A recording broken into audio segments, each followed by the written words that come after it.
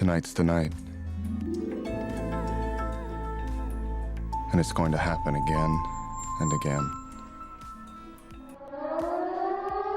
They told me not to come to YouTube. They told me not to do it, ladies and gentlemen. But who the hell listens to they? I don't, because I certainly don't listen to they. I listen to me. And we are live on MAGGCAST. There we are, ladies and gentlemen. I'm sorry for the wait, but I'll tell you exactly what happened. But let's get into this right now. First of all, let's go Buffalo. I didn't realize when I decided to, well, first of all, I've been out of town. I've been near upstate New York for the last couple days. And I totally forgot that the Buffalo Bills are playing the Texans tonight. So I won't be watching it live. I'll be spending it with you guys. Plus, the Bills are already winning 6-3 anyway, so it doesn't make a difference. That's right, baby. Bills Mafia right here. Look at the back of this. Look at the back of this. Look. Hold on a second.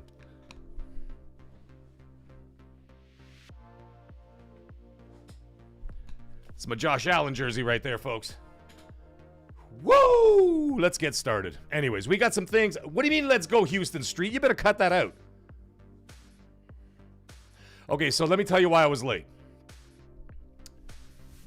Of course I look good, Alex. I look delightful. Delicious. This is a custom jersey, by the way. Look at that. Josh Allen's picture. Inside is number 17. Anyways, enough Buffalo Bills talk.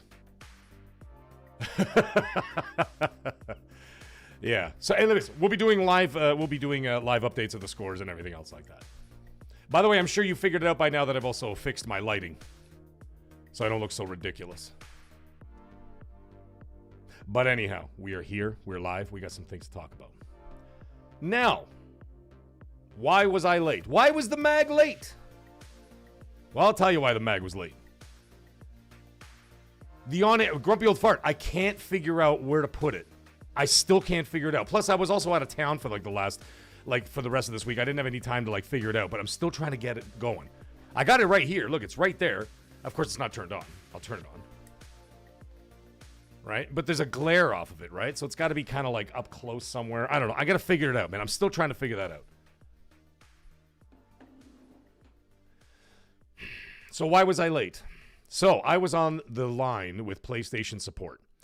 So as I was traveling, even from when I was out of town, I had my PlayStation Portal with me, right? I'm using it, whatever. By the way, the cloud on that thing, mwah, chef's kiss, let me tell you. Chef's kiss. Yep, there's no problems with anything. E.G. Kenta, that's kind of weird. Maybe there's a glitch in the Matrix. That's strange. Because I look fabulous from this end. Maybe it's your fault. Anyhow, I'm on the phone with PlayStation support before I got on the air. I've been trying to get through to these guys. I was playing in my cloud. Everything's fine, whatever else. I start traveling back to my hometown, right? And you know what ends up happening? It says, I get home. I turn on my PlayStation to check some things out, whatever. And it says,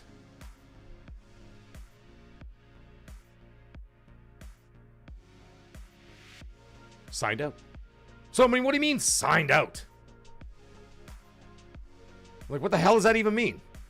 So I sign back in, and it says your account has been suspended for debt. I'm like, what? What is this? I already went through this. You guys know I went through this a month ago, or whatever the hell it was, because of my kids, right? And then I'm calling PlayStation support, calling because I can't have this, folks. I can't have it. So I get on there and doing whatever, blah, blah, blah. Then I get to this point where I'm just like, okay, they finally answer the phone. And I'm like, yes.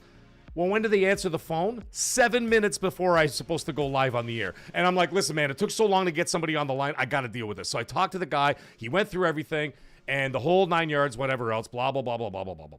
I get through it and I get through all of it. And then what ended up happening? He's like, actually, there's no problem here. We're reinstating your account. We don't know why you got suspended and this and that. We're sorry about the inconvenience that will be. And I said, will this happen again? And I mean, I didn't say it like that because, you know, they're always like, make sure you talk really nice to those people or they'll hang up on you. Right? So I'm like, well, no, I didn't do anything. So anyways, I was very nice. And I said, will this happen again? And he said, I assure you, from our end, this will not happen again. We apologize for the inconvenience. You'll be reinstated in the next day or so, whatever, blah, blah, blah. Might take a few days, but it won't. Probably by either later tonight or tomorrow, they'll have it reinstated, no problem, blah, blah, blah. Hopefully. So that's what I've been dealing with. So I'm sitting there on the phone with this guy. Yeah, was I cheating at Battlefield 6? And I'm sitting there watching the clock, and I'm going, God damn it, I was supposed to be on the air like 3 minutes ago. And so I started hammering the on-air stuff. I got it all going and everything else, blah, blah, blah. And then we finally got on it, and now here we are.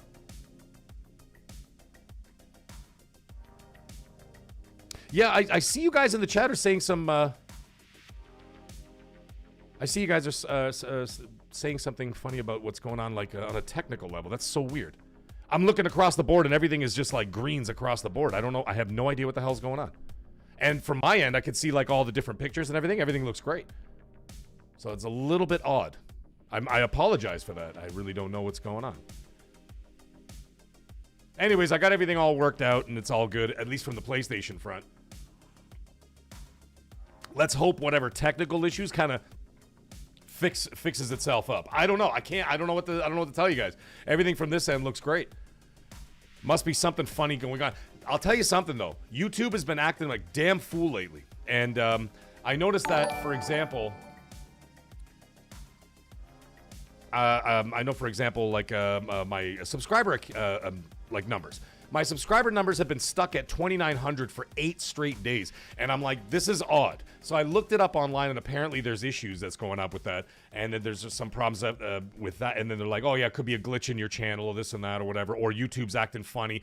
Sometimes they go through these like changes or whatever when they start trying to implement more AI into the system, which they've been doing a lot lately since they got that new CEO. And it's really starting to piss me off. Ever since this guy took over, it's been nothing but problems. And this guy took over somewhere in the summertime. And that's when all the shit started going down.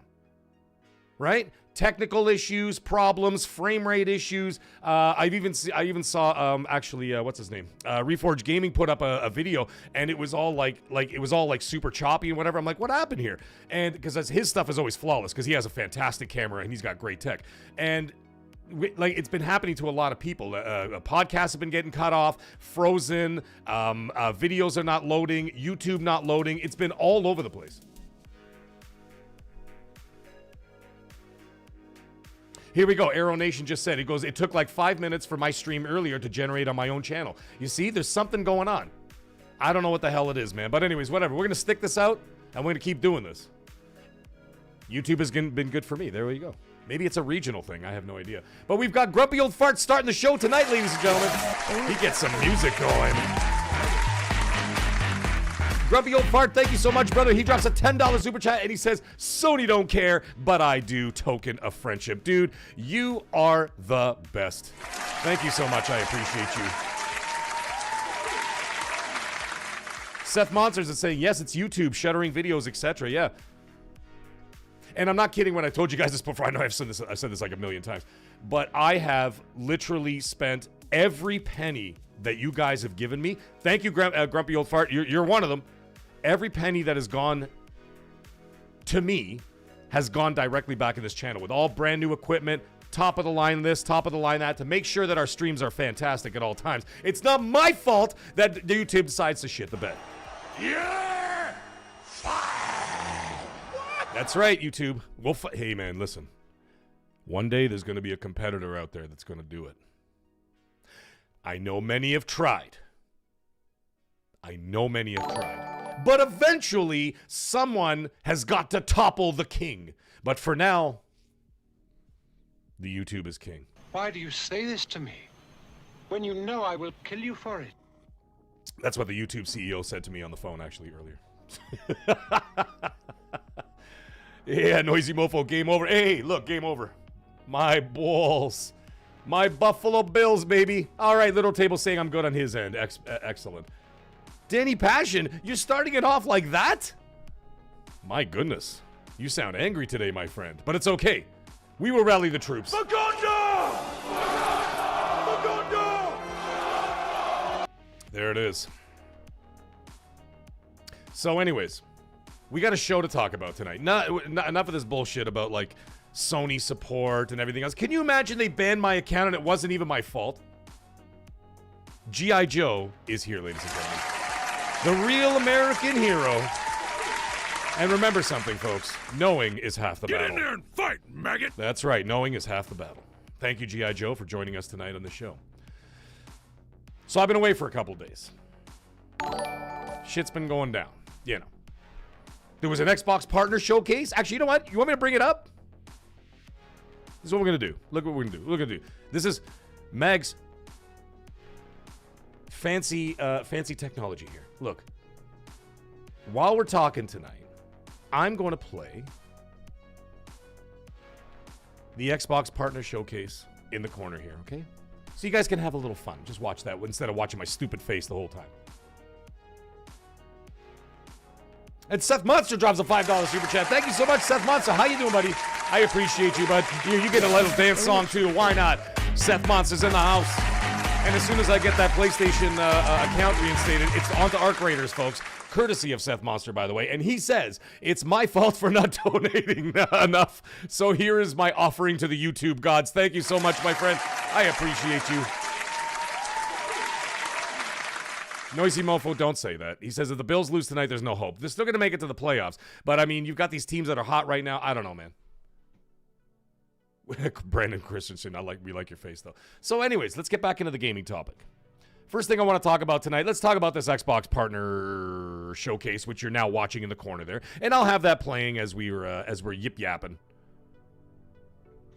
Now, I want to ask you guys, before I talk about anything, was there anything that stood out to you? Ion Storm? Thank you for braving the storm, so to speak. Welcome to hell, motherfucker!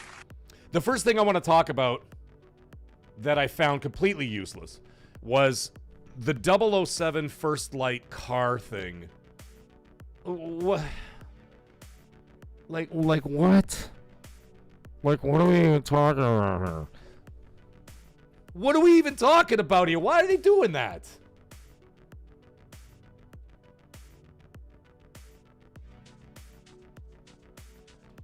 Mr. Carlos Asantos has joined us, ladies and gentlemen, and it's his first time being here live. Welcome to hell, motherfucker! That's right. Welcome to hell, buddy. You get a rare achievement for that one. There you go. You got a rare achievement. Portal player saying he loves being fisted. Oh, I mean, sorry. He says I freaking love fists. Excuse me. Whoa. Whoops. Whoops. Whoops. Whoops. Whoops. Whoops. Yeah! We're going to get kicked off the air. No, we're not. We're not getting kicked off the air. Anyways, this 007 thing with the cars. What the hell was the point of that? What was the point of that? I mean, like, you're showing us a car. Now, listen. This is what they should have done. Okay? This is why Microsoft, and I know you're listening out there. I know you're listening out there. You know why I know you're listening out there? Is because the people at Microsoft are trying to figure out who I'm talking to. I've never claimed to be an insider. I don't really release much information these days. I get a ton of information still to this day, but I don't really talk about it too much. And the reason why is because I'm tired of the smoke, man. I'm tired of the bullshit. I'm tired of people coming after me. I'm tired of the threats. I'm tired of it. And I'm like, you know what? I'm just going to report the shit as it gets close and other people start talking about it. And then I start talking about it. And I'm sure you guys who watch my channel have known that this is exactly what I've been doing. Emperor Hound, reach out to me anytime, dude. You know where you find me. Except tomorrow well, no. Tomorrow's not Saturday. Tomorrow's Friday. Saturday, I'm going to be... Oh, by the way, I need you guys to help me out on this, okay? Because I'm going to be a guest on Gaz's show on Saturday. It's going to be myself and Gaz doing a two-man show on Saturday afternoon. He's obviously UK time, so he's going to be, like, well ahead. So it's evening for him, but it's going to be mid-afternoon for me. I need some of you guys to come help me out on that chat, okay? Because I can tell you this. A lot of his chat, a lot of people that follow him, they fucking hate me. They hate me. They do. And you know what happened? A couple of weeks ago, I just said hi in the chat. I'm like, hey guys, how's it going? Fuck you, Mag! You shall not pass! So I need some backup, all right? I don't like going in. I don't like going... Listen, man, I'm not scared to go into battle with a bunch of people that don't like me. Usually what I end up doing is I just don't engage with the chat at all. Like, I don't look at the chat. I don't talk about it. I don't whatever. I don't even, like, type back to them. I'm just like, you know, whatever.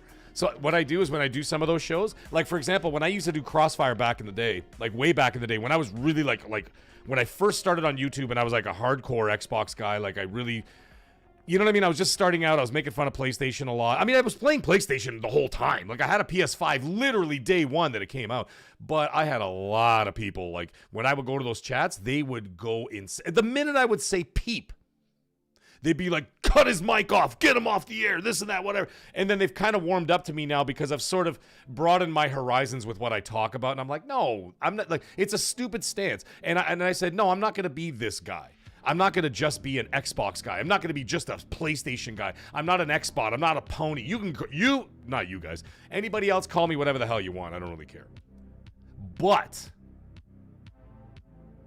I started realizing that, Mag, you've been gaming since 1979, and you've literally played every single console, including the 3DO, all the way until 2025. So that being the case, I'm thinking to myself, I'm not you know what I am? I'm a gamer. I said, so, like, Meg, straighten up, man. You're a gamer. And talk about gaming. Doesn't matter where it is.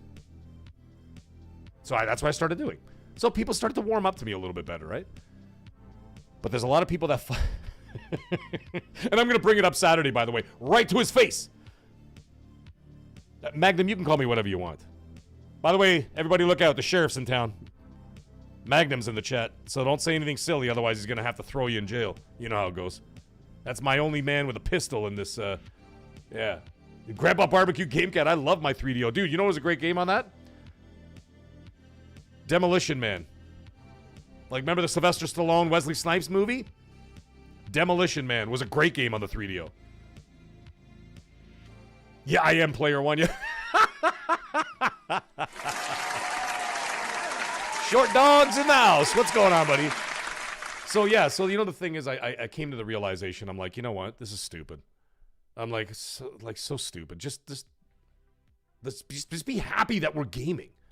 Be appreciative that we have choices. Be appreciative that we have whatever. And if one company's doing better than the other, then so be it. Like, who gives a shit? Just enjoy the games for what they are. And if you happen to be an Xbox guy and they just happen to be in, like, you know, whatever, like last place when it comes to sales or this and that, who cares?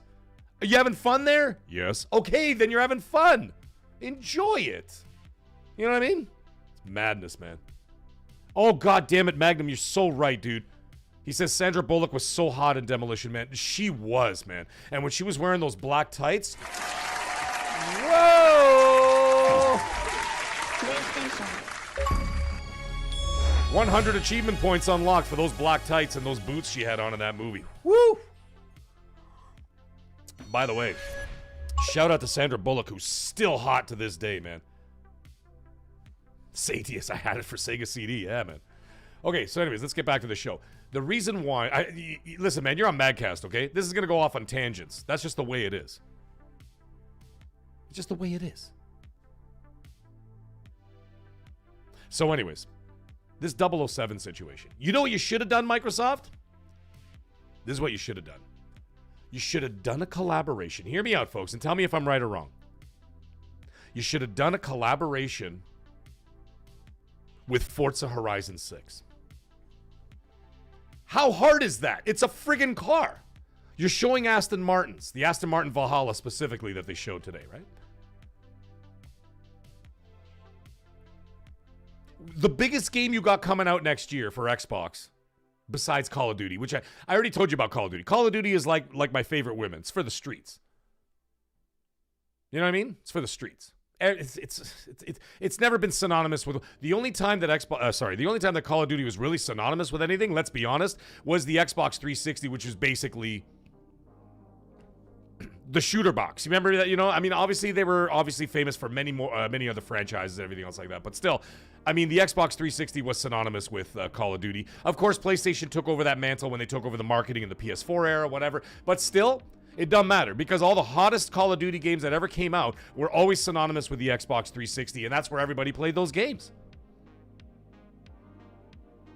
The point of I'm saying the point of all this is that your biggest title coming out next year outside of Call of Duty is going to be Forza Horizon 6. I said it on X and C, pissed off a bunch of people, blah, blah, blah, blah. Keep getting pissed off because you know it's true. I saw people in the chat, I couldn't believe it. I was like, are you for... I don't even want to start swearing it. It's too early in the show. And I'm like, are you kidding? They're like, Gears E-Day is going to sell 15 million copies more. I swear to God, someone wrote that in the chat. Is going to sell 15 million more copies than Forza 6. I'm like, are you out of your mind? Have you completely lost it? You actually think that Forza... First of all, let's just put it in perspective. And this is what I said to the person in the chat, by the way. I said, dude, just on PlayStation alone, a 3-year-old Forza game sold 3 million copies in the first 3 weeks. I know that's a lot of threes, but it's the truth. That was a 3-year-old game sold 3 million copies of it. That does not include what it sold on Xbox. That does not include what it sold on PC. That does not include the people who bought, the millions, by the way, of people who bought the upgrade so that you can get the game early and still play it on Game Pass. And then, of course, you got all the expansions and DLCs and all that stuff. That game sold in the millions and millions and millions. Gears of War, regardless of my history with the game, which I've played obviously every single game, my favorites are Gears of War 1, 2, and Judgment. They were fantastic games. I think 4 and 5 dropped off. You have to admit it. And the first part of understanding that you have a problem is admitting that you have a problem. Admit that 4 and 5 did not light the world on fire. They didn't. And it's so funny because I had Destin Legary in the chat. We had Paris in the chat. Colt was, obviously Colt was in the chat. Colt was on the show and me. And they agreed with me. They're like, yeah, it just didn't do it. I'm like, dude, 2 weeks after Gears 5, it just dropped right the fuck off. Nobody was playing it. Multiplayer was dead outside of the core community. It didn't expand the way they wanted, and it did not do as well. Gears 4 and 5 were not, I mean, technically they were good. Great graphics, great gameplay. The best Gears that they came up with was, of course, Hivebusters, which I think is a return to form, which I'm hoping that return to form is going to continue into E-Day, because Hivebusters is the best Gears of War I've played since Gears of War Judgment. I said it, and that's all there is to it. Yeah! Anyways, back to 007. They should have done a collaboration and put the James Bond cars in the new Forza Horizon 6 that's taking place in Japan. Exactly. See, E.G. Kenta gets it. He goes, I remember Forza having millions of players on early access. Exactly. That's what I'm trying to say. Forza Horizon is going to be the biggest title Xbox releases next year, and they're going to make $1 billion on it. They're gonna be printing money with that game. And that's what Microsoft wants. Microsoft wants them to be printing money on the publisher level. And of course, access to everything else. Xbox players, PC players, and PlayStation players and everything else. And they're gonna be printing money off that. Okay? The game's gonna be monstrous. I'm telling you right now. I would bet if I had every single chip in the casino and you put out in front of me Gears E-Day. First of all, Fable's not coming. I'm telling you that right now. Unless they absolutely shock the shit out of me. Fable is not coming till 2027. But let's just say you put E-Day and you put Forza and you put them on the, your little green table there in the casino, and you have to push your chips to one or the other. I would put all those chips on Forza Horizon 6 being the bigger game. So anyways, that being the case, why not bolster it even more? Make a deal with these guys, okay? Make a deal with them and say, hey, let's do this. Seeing that we're already doing this Xbox partnership, whatever, and as part of the show and all that kind of stuff, have those cars, and then we'll advertise it, and then it'll be part of Forza Horizon 6. So you have a collaboration going on. You got 007, which is a big franchise, right? And then you've got Forza Horizon 6, which is a monster franchise. What better way to do that? And then what you could do is for the people who upgrade to the premium or whatever else, you get the James Bond cars as like a DLC pack when you pre-order the game. Bing, bang, boom. Or as the Brits would say, bish, bash, bosh. Done. Make millions. You know what I'm saying? That's what I would do. That's what I would do. Anyways, so let's move on. What else did they show? As you guys have been watching on the screen, all kinds of cool stuff. This Artemis game looks pretty hot. I'm not going to lie. That Artemis game looks pretty hot. I think that would look pretty cool. I'll give you the description. I'll read it verbatim.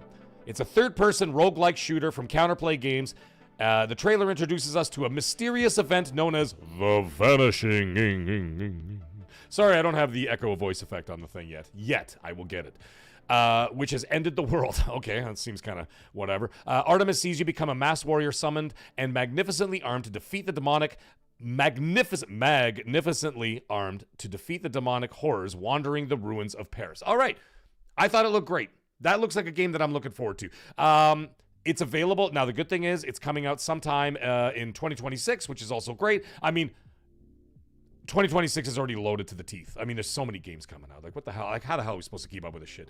Either way, for Game Pass subscribers, good news. It's going to be available on Game Pass, or else you could just buy it on all systems available, which is great. Clover Pit, you know, I'm not going to go through every game. I'm just going to go through the ones that I was just like, I was truly interested in. This game looks hilarious, by the way. The one that's on screen right now. The hell's it called?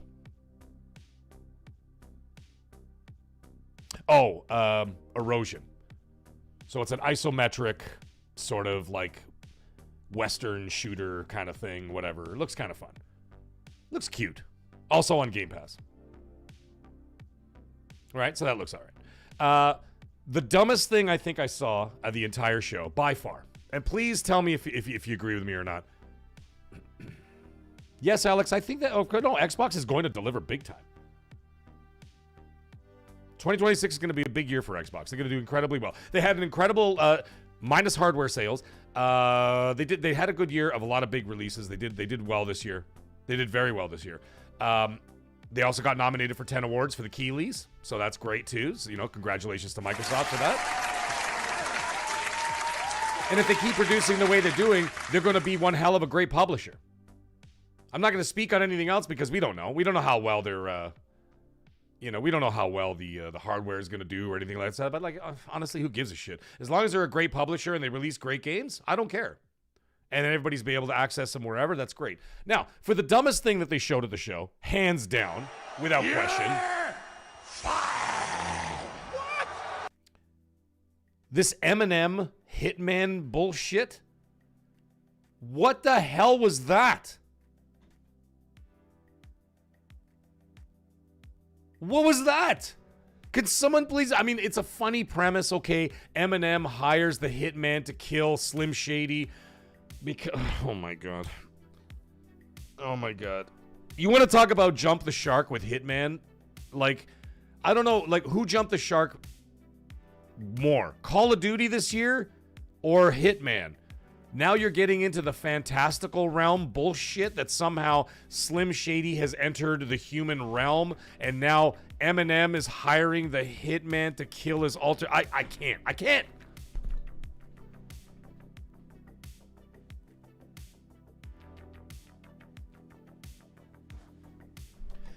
It is literally the stupidest premise I've ever heard. Now, it's kind of funny, but I think that that's the kind of funny that should have just literally stayed on the cutting room floor.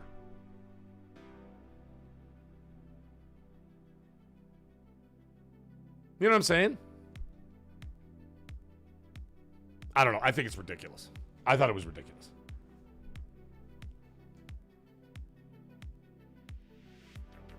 Seth Monster. No COD is just terrible. Hey, you know the funny thing is, and I've said this a million times, that people can't seem to fathom this, especially like the really hardcore toxic guys. You know what, Short Dog, it does sound kind of cool, but I mean, it seems ridiculous. Like, don't you remember when Hitman used to be about Hitman that killed real people in the real world? Like Hitman 3 and whatever, and you walk around and you like do shit and like you kill the chef in the kitchen, which would never happen, by the way. You think the chef is going to go down? Chef never goes down. The chef always lives to the end. Did you guys see Deep Blue Sea? LL Cool J lived right to the end of the movie. You know why? Because chefs can't be taken out. Can't be taken out. We're too tough. And we're surrounded by knives. You nuts? You don't think we know how to use knives? Anyways. It just seems kind of silly, that's all. I know it's still going to be good quality, because, I mean, the Hitman expansions have been incredible quality, you know? Mr. Santobi goes, Mag sounds so bad, I kind of want to play it. Kind of like Call of Duty. Listen, and I'll say this as I was just saying a moment ago. When it came to Call of Duty,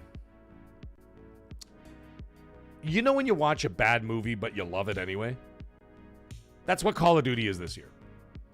It's like, you know, like there's always that movie out there that you're like, oh, this is like literally the worst movie ever made, but for some reason I watch it every year because I love it. That's what Call of Duty has basically become.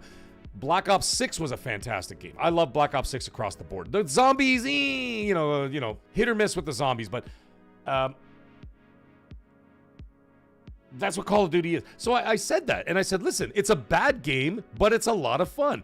And there are some of these really toxic guys who are like just defending the shit out of this game, and they just can't wrap their minds around what I'm saying. And they get so angry. It's hilarious. And I'm just like, why are you getting so angry? Some of these guys are like really, you know, like those really hardcore toxic dudes. Not even Call of Duty. Some of them are Xbox guys too, eh?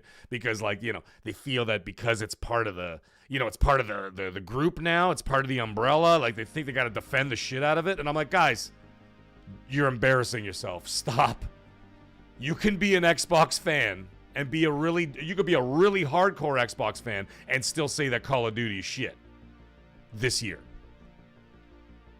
I'm hearing stories about next year already, by the way. Not good ones.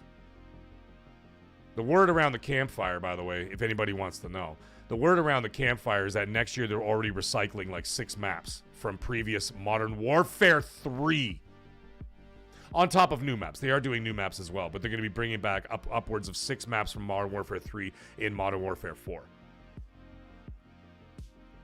At this point, it just seems like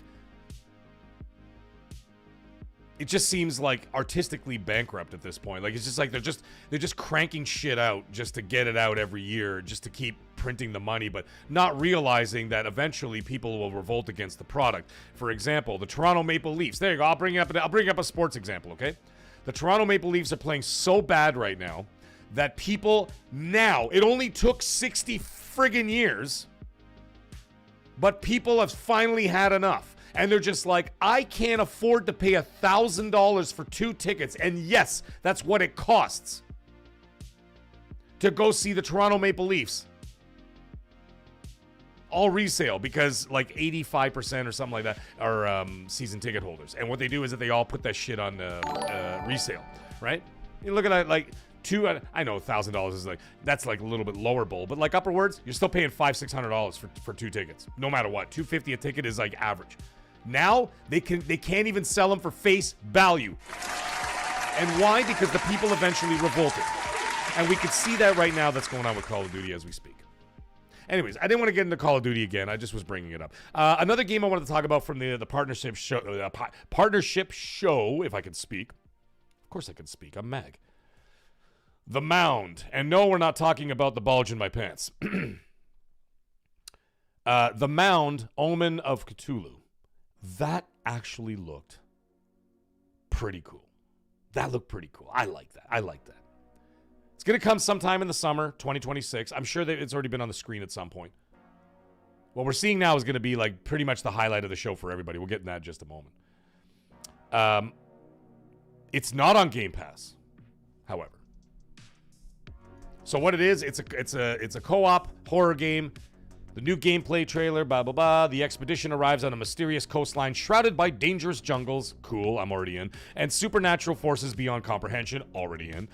Inspired by the inexplicable realities. Oh, you ready for this, folks? This is where I'm totally sold.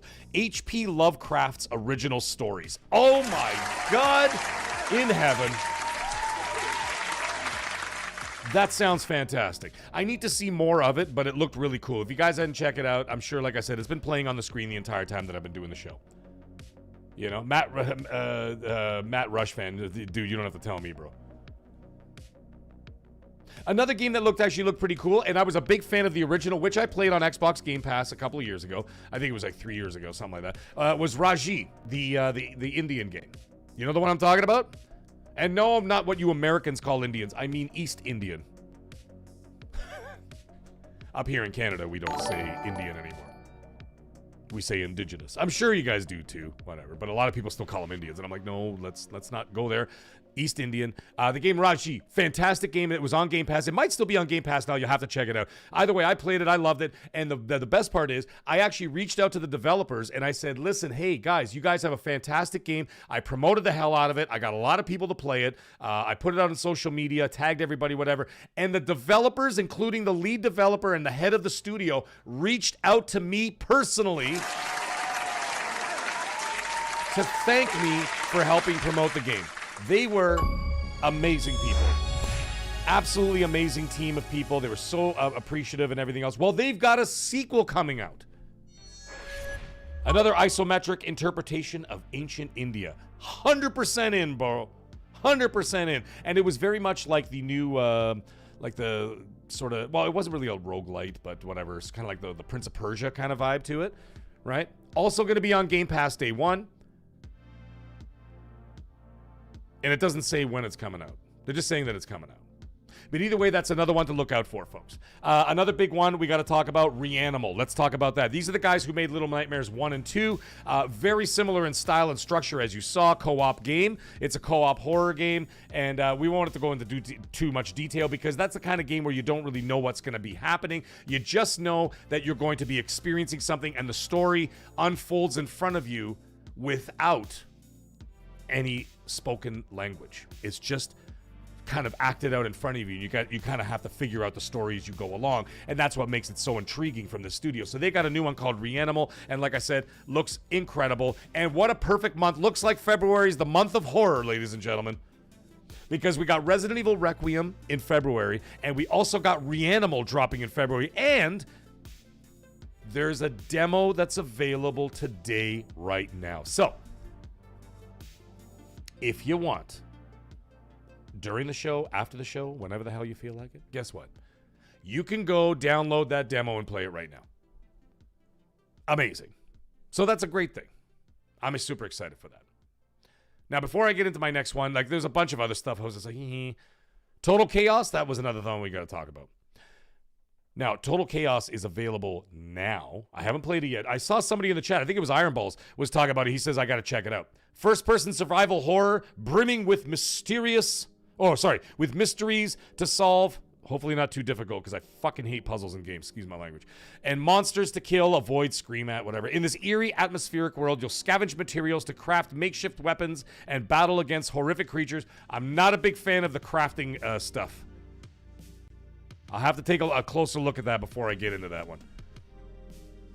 It looks scary, though. It looks unnerving, looks scary, looks fantastic. I'm a sucker for survival horror, right? As long as the crafting is not ridiculous, then I'm totally in. Like, I don't want to collect, like, 19 different things, and then all of a sudden I have to get into, like, then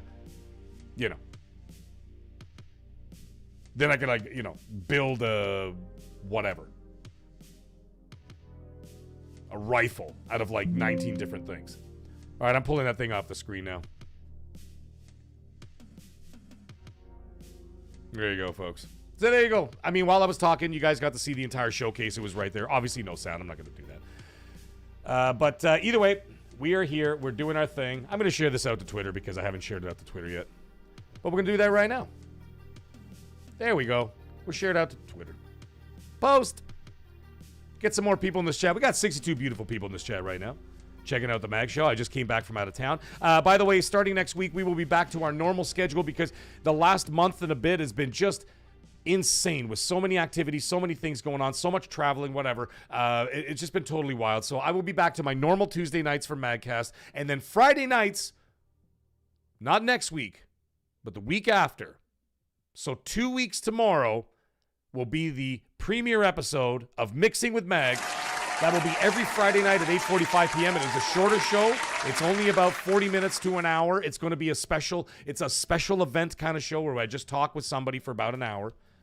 or a little bit less, like 40 minutes to an hour, something like that, and that's all there is to it. And then we just get into it, and I talk about it. I will be bringing on new faces, people who have never been on YouTube before, people who want a shot. I will give you that shot. I've said that a million times before, and I'll say that again. Someone gave me a shot, I'm going to give you a shot. So I'll have new faces on there. I'll have old faces on there. I'm going to have famous faces on there. I'm going to get people from all across the industry to come over and just shoot the breeze. And that's the other thing. The other thing is it's hard to get guests to come onto a show if your show is 3.5 hours long, 4 hours long. No one's coming. No one wants to do that.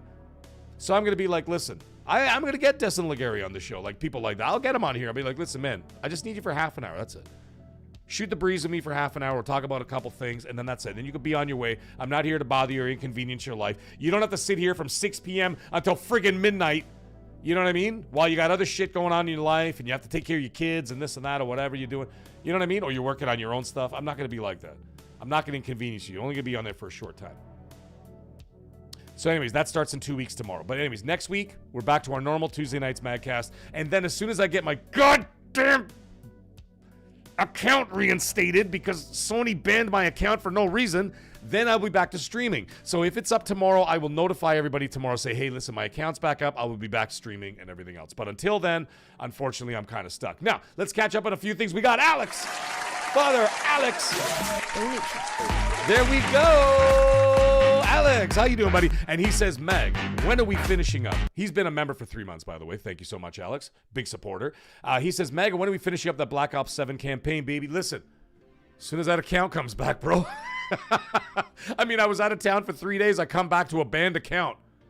And I'm like, are you friggin' kidding me? My plan, actually, was to do a big Call of Duty extravaganza night tomorrow. Like we did last week. We had so much fun doing that, man. I had a blast doing that with you guys. So much fun. So much fun. Like I said, bad game, a lot of fun. But we had so much fun playing it. And, well, if it gets reinstated tomorrow, I will message you. But if it doesn't, I'm at the mercy of Sony right now, which is unfortunate. And like I said, I bought all my third-party games on Sony because I can game share with my wife. Because she plays all those games too. My wife games like 7 days a week. Well, 6 days a week, let's say. She's on there all the time, right? When she's not working. So it's like, there's nothing I could do. So I'm at the mercy of them, Alex. But as soon as that comes back on, absolutely we'll be doing that. And we got Pushing Polygons. And he's been a member for 5 months, and he says here, thank you, Pushing Polygons. And he says, if enough trash is made for long enough, could we see an Atari-like crash? Also, gamifying gambling games, good or bad? Or glorifying gambling games, good or bad? Well, listen, we can't get around that, dude. Because this gambling thing is out of control. I can tell you this, like even in Ontario here, thank you very much for the member chat, by the way, you and Alex both. And of course, a Grumpy Old Fart for sending $10 earlier. So here's the thing. Ever since like Ontario started legalizing gambling outside of the indigenous communities, because they're allowed to do that shit because they don't fall under our jurisdiction, so they have all the casinos, you know, Casino-Rama and all the other stuff and whatever, right? And so they could do that. But now that they're legalizing it across the board with sports betting and all that kind of stuff, it's already legalized, excuse me. Every second commercial on TV is a commercial about betting. Bodog, sports bet, just bet, this bet, dick bet, that bet, like all these betting. And the reason for it is because they know they're going to make billions of dollars, and a lot of it's going to go right back into right back to the government, not to us. The government's going to pocket it for themselves, but that's nothing new, right? Same thing with the games, gambling games, dude. All they have to do is put the little, put the little warning in front. They don't care what happens after that. They make too much money off it, brother. That's just the way it's going to be. But anyways, so total chaos. Thank you guys for that, all by the way. Vampire Crawlers, Zoopunk, a lot of people in the chat were talking about Zoopunk. Looks pretty funny. Not coming to Game Pass, by the way. I'd just like to point that out. Not coming to Game Pass. Game Pass. The same guys that made Fist, Forged in Shadow, Torch. All right, cool. Looks cool. Looks all right. But again, you're going to have to buy it. So there's really no advantage there. Like, it was just like, when you show something, like, in my opinion, if you're going to show something at an Xbox partnership show, if it's going everywhere, like, what's the advantage of... You know what I'm saying? Although it says right here, now correct me if I'm wrong here, it says it's coming to Xbox Series consoles, Xbox on PC, and Xbox Cloud in 2027. It didn't say anything here about PS5 or Switch 2, so I don't know. Let me know in the chat if I got something wrong there. But the one that everybody seems to be talking about is this Tides of Annihilation business. Okay, it looks great, looks fantastic. No release date. So I don't even think it's coming out in 2026. They showed it though, but it looks fantastic. Action adventure. It's got everything I want. Action adventure, great graphics, mythical creatures, all kinds of cool stuff. Look wild. Again, not coming to Game Pass and no release date. So we will have to wait and see. We'll have to wait and find out and see what's going on there. But either way, we'll find out when that comes. But anyways, that was the Xbox showcase. It was, or not showcase, excuse me, the partnership showcase. It was well put together. Some people didn't like it. Supermarket Simulator. Yeah, Magnum, I play the Supermarket Simulator every day. It's called getting ripped off at the store. Paying $10 for a fucking cantaloupe. Yeah! What? It's getting stupid out there, folks. It's getting stupid out there. However, the partnership showcase was good. I enjoyed it. I thought it was entertaining enough. It was just the right amount of time, 30 minutes, not too bad, whatever. I got to catch it just when I got home, and then, of course, we went live on the air. So I couldn't go too in-depth with it because I didn't watch it live. I didn't have time to, like, marinate in it, so to speak, watch it again, get some details. Like, I literally got home, watched it, came on the air. Well, sorry. Then I was on the phone with Sony support, and then I ended up calling and then getting on the air, and then that was that. Right? So, I didn't really have much time to really dive into it. I will probably have some more in-depth detail and discussion about my thoughts and opinions about the Xbox Partnership Showcase next week when I do my show. Because, by the way, there's no XNC this coming Monday because Colt is, he just got arrested by ICE, so they're sending him back to Venezuela.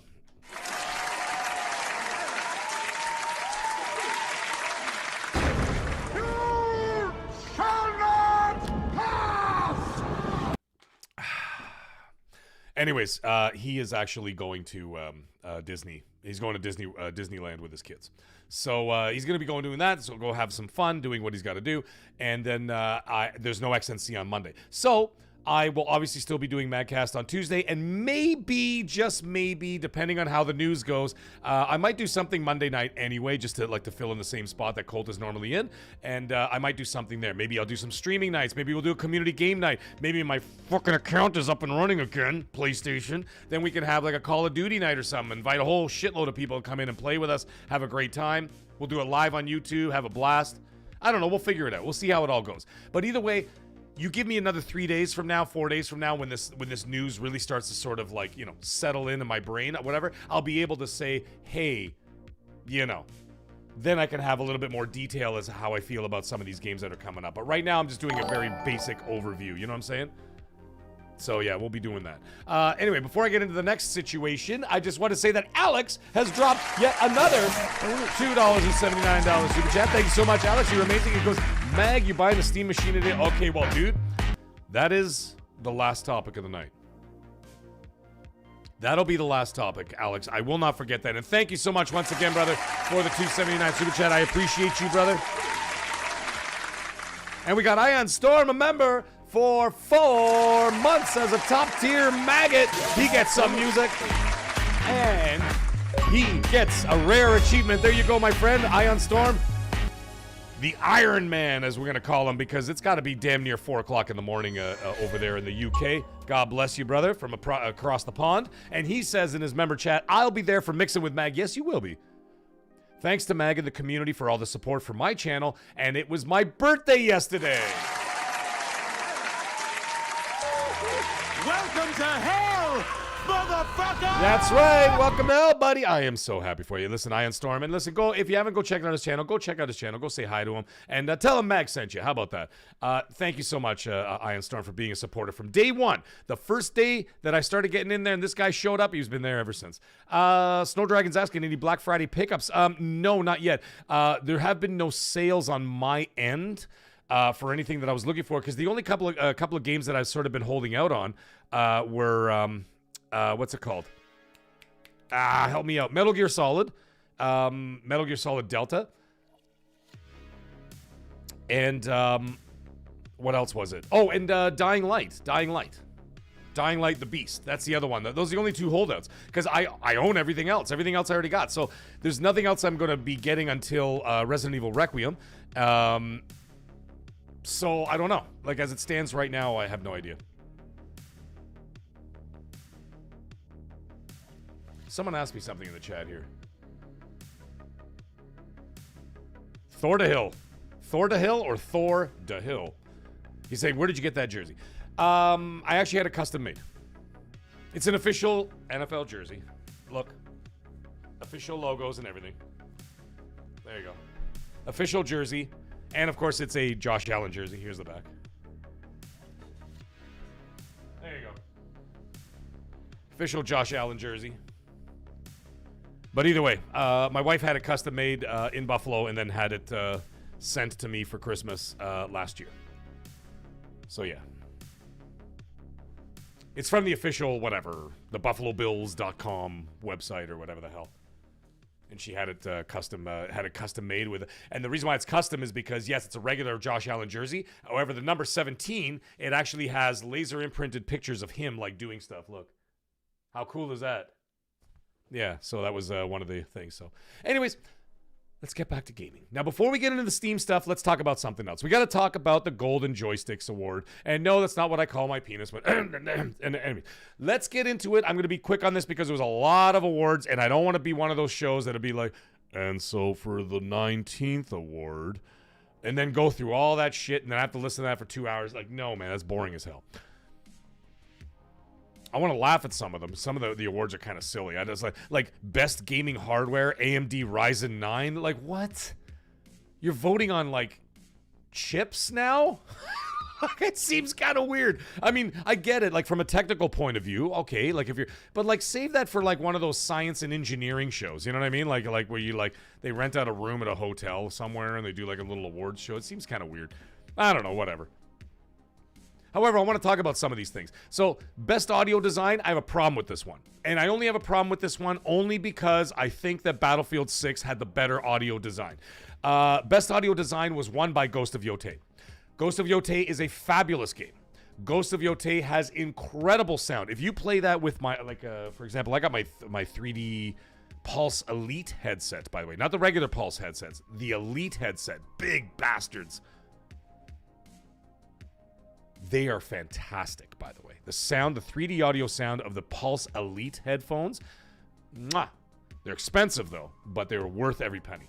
Anyways, you play Ghost of Yotei with that, like, my God, you can hear, like, the blades of grass moving. Like, it's fantastic. And, of course, the clanging of swords and everything else and all the different sound effects, the music.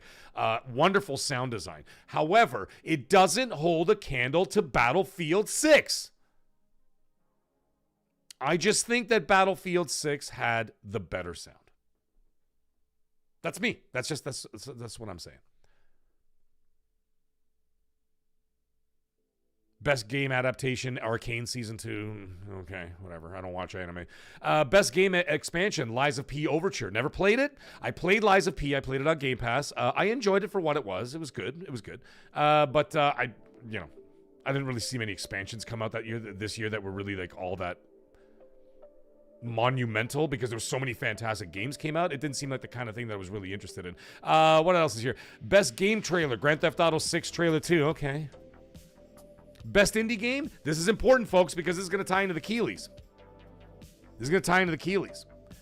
Blueprints 1.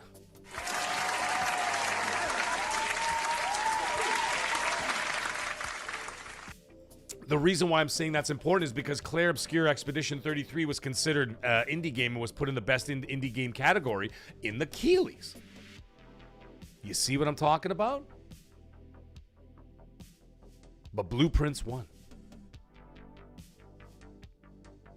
Now, this one's kind of funny. Best indie game self-published. Like, should it matter if it's self-published or if it's just, like, published? Why would you make that differentiation? It seems so stupid. Hollow Knight Silk Song won that one.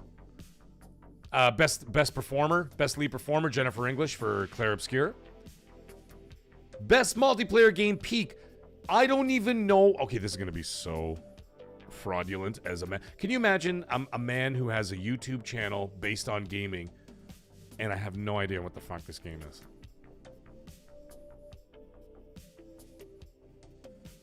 I have no idea what this game is. The multiplayer game of the year is called Peak. I have no idea what the hell that is. Can someone help me out? Now you're going to have to make me YouTube this game and figure out what the hell this gameplay is. I'm going to have to go look at it on another monitor. Yes, Iron Storm. The second Requiem video is up tomorrow. Nice. Let me tell you something. Iron Storm and myself are going to be vying for attention on day one of Resident Evil Requiem because we're both going to be streaming it live. You know it. So it's going to be me versus him. As to who's going to be fighting for attention for that game. Because as soon as that game comes out, I am on the air. Arrow Nation is saying, I refunded it within 30 minutes of playing Peak. Wow. Well, apparently it won multiplayer game of the year. Not Battlefield 6. The best multiplayer game I've played in years. Not that. But Peak that I've never even heard of before. Best remake remaster. This is a good one. Elder Scrolls Oblivion. All right. That deserved it. Absolutely that deserved it.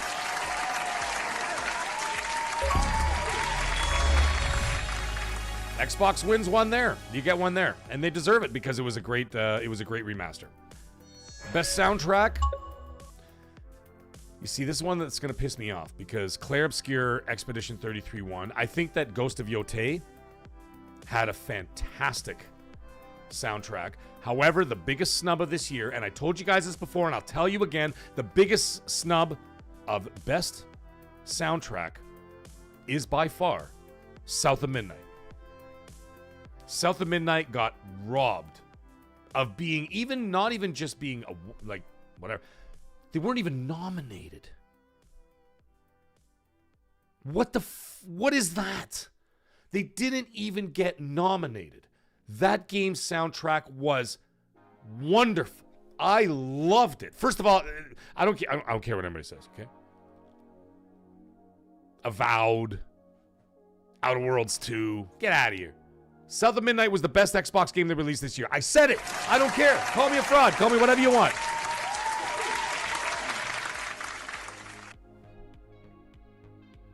I think that South of Midnight, I had the most fun. I know this sounds crazy. Hey, Brap's in the chat. What a scumbag. Welcome to hell. Welcome to hell, motherfucker! There you go. You even get a Silent Hill horn there, Brap. Listen. South of Midnight had a wonderful soundtrack. And I love the idea that the music was integrated into the gameplay. And it was done so in such a way that it was not only interesting, but it really, really enveloped you in the feeling that was trying to be conveyed on the screen. And I thought it was wonderful. It was so expertly done. And there's so much history that they reached for in order to, they dug into in order to give you that music that what are we talking about? And you didn't even nominate it? It's bullshit. And Brap is saying that South of Midnight should have been nominated for art direction too. Absolutely. What's up, Guardian? How you doing, buddy? Arrow Nation. Better than Doom, the soft ages.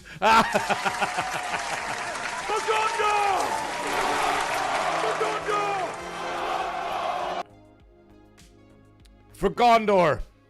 Listen, man, I played Doom. I thought it was okay. I thought it was okay. It was okay. It wasn't great. But anyways, I think that it's a travesty. I'm going to stand on that soapbox, folks. I'm telling you right now. I'm standing on that hill. And I ain't fucking dying on it. I'm telling you right now, I think South of Midnight, even though it didn't get the reception that it wanted, didn't have enough not too many people checked it out or whatever, I still think that it was criminally underrated as a wonderful achievement. I thought it was a great game, great story, fantastic music, great characters, and really dug into a rich history of, it was wonderful. All across the board, the bluegrass blues and the jazz and the whole New Orleans sound and the Georgia blues and it was all there, man. And I know all that music. I know it well. and I'm well versed in it. And they really did their homework, I can tell you that. To not even be nominated is an absolutely criminal. And it's like, to me, Clair Obscur, they're making it seem like Clair Obscur, like, you know, it ended all the wars in the world. Like, it's like, you know, the universe is fine. Like, Clair Obscur was a wonderful game. I didn't finish it. It was one of those ones that slipped through the cracks, folks. I already told you the story 1,000 times. I'm not going to tell you again. But it slipped through the cracks. But anyways, the point is that you know that Clair Obscur is going to win enough awards, right? It's going to win Game of the Year and a bunch of other ones, like at least 6, 7 awards, maybe even 8 awards. Who knows? Right? At the Keeleys. You can't give some of these other games a chance. Listen, the soundtrack for Clair Obscur was wonderful, especially like the opening scenes. I'm not going to spoil it if anybody hasn't played it. There's a couple of opening scenes where some pretty like major stuff happens. Big quotations. Major stuff happens. And the music, sweeping orchestral score, wonderful music. Rich music, makes you, gives you goosebumps. You feel it in your soul, man. You feel it in your soul.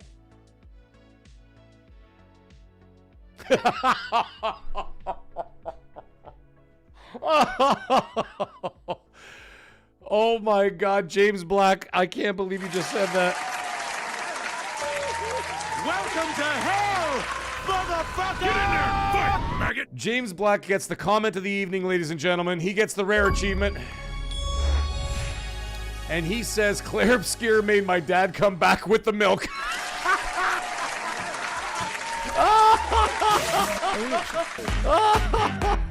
Oh my God, James Black, you get that across the board, buddy. Everybody say, give a thumbs up to James Black, okay? Because that was the funniest comment.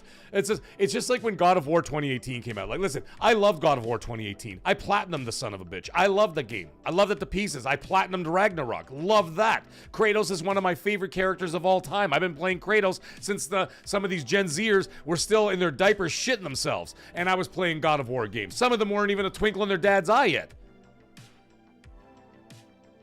But when 2018 came out, oh my God, I had to hear about it for like 2 years.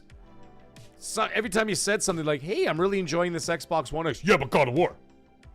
I'm like, okay, I played it. It's awesome. Got the platinum.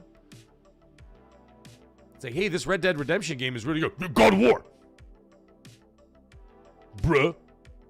They weren't saying bruh back in 2018. That came out after.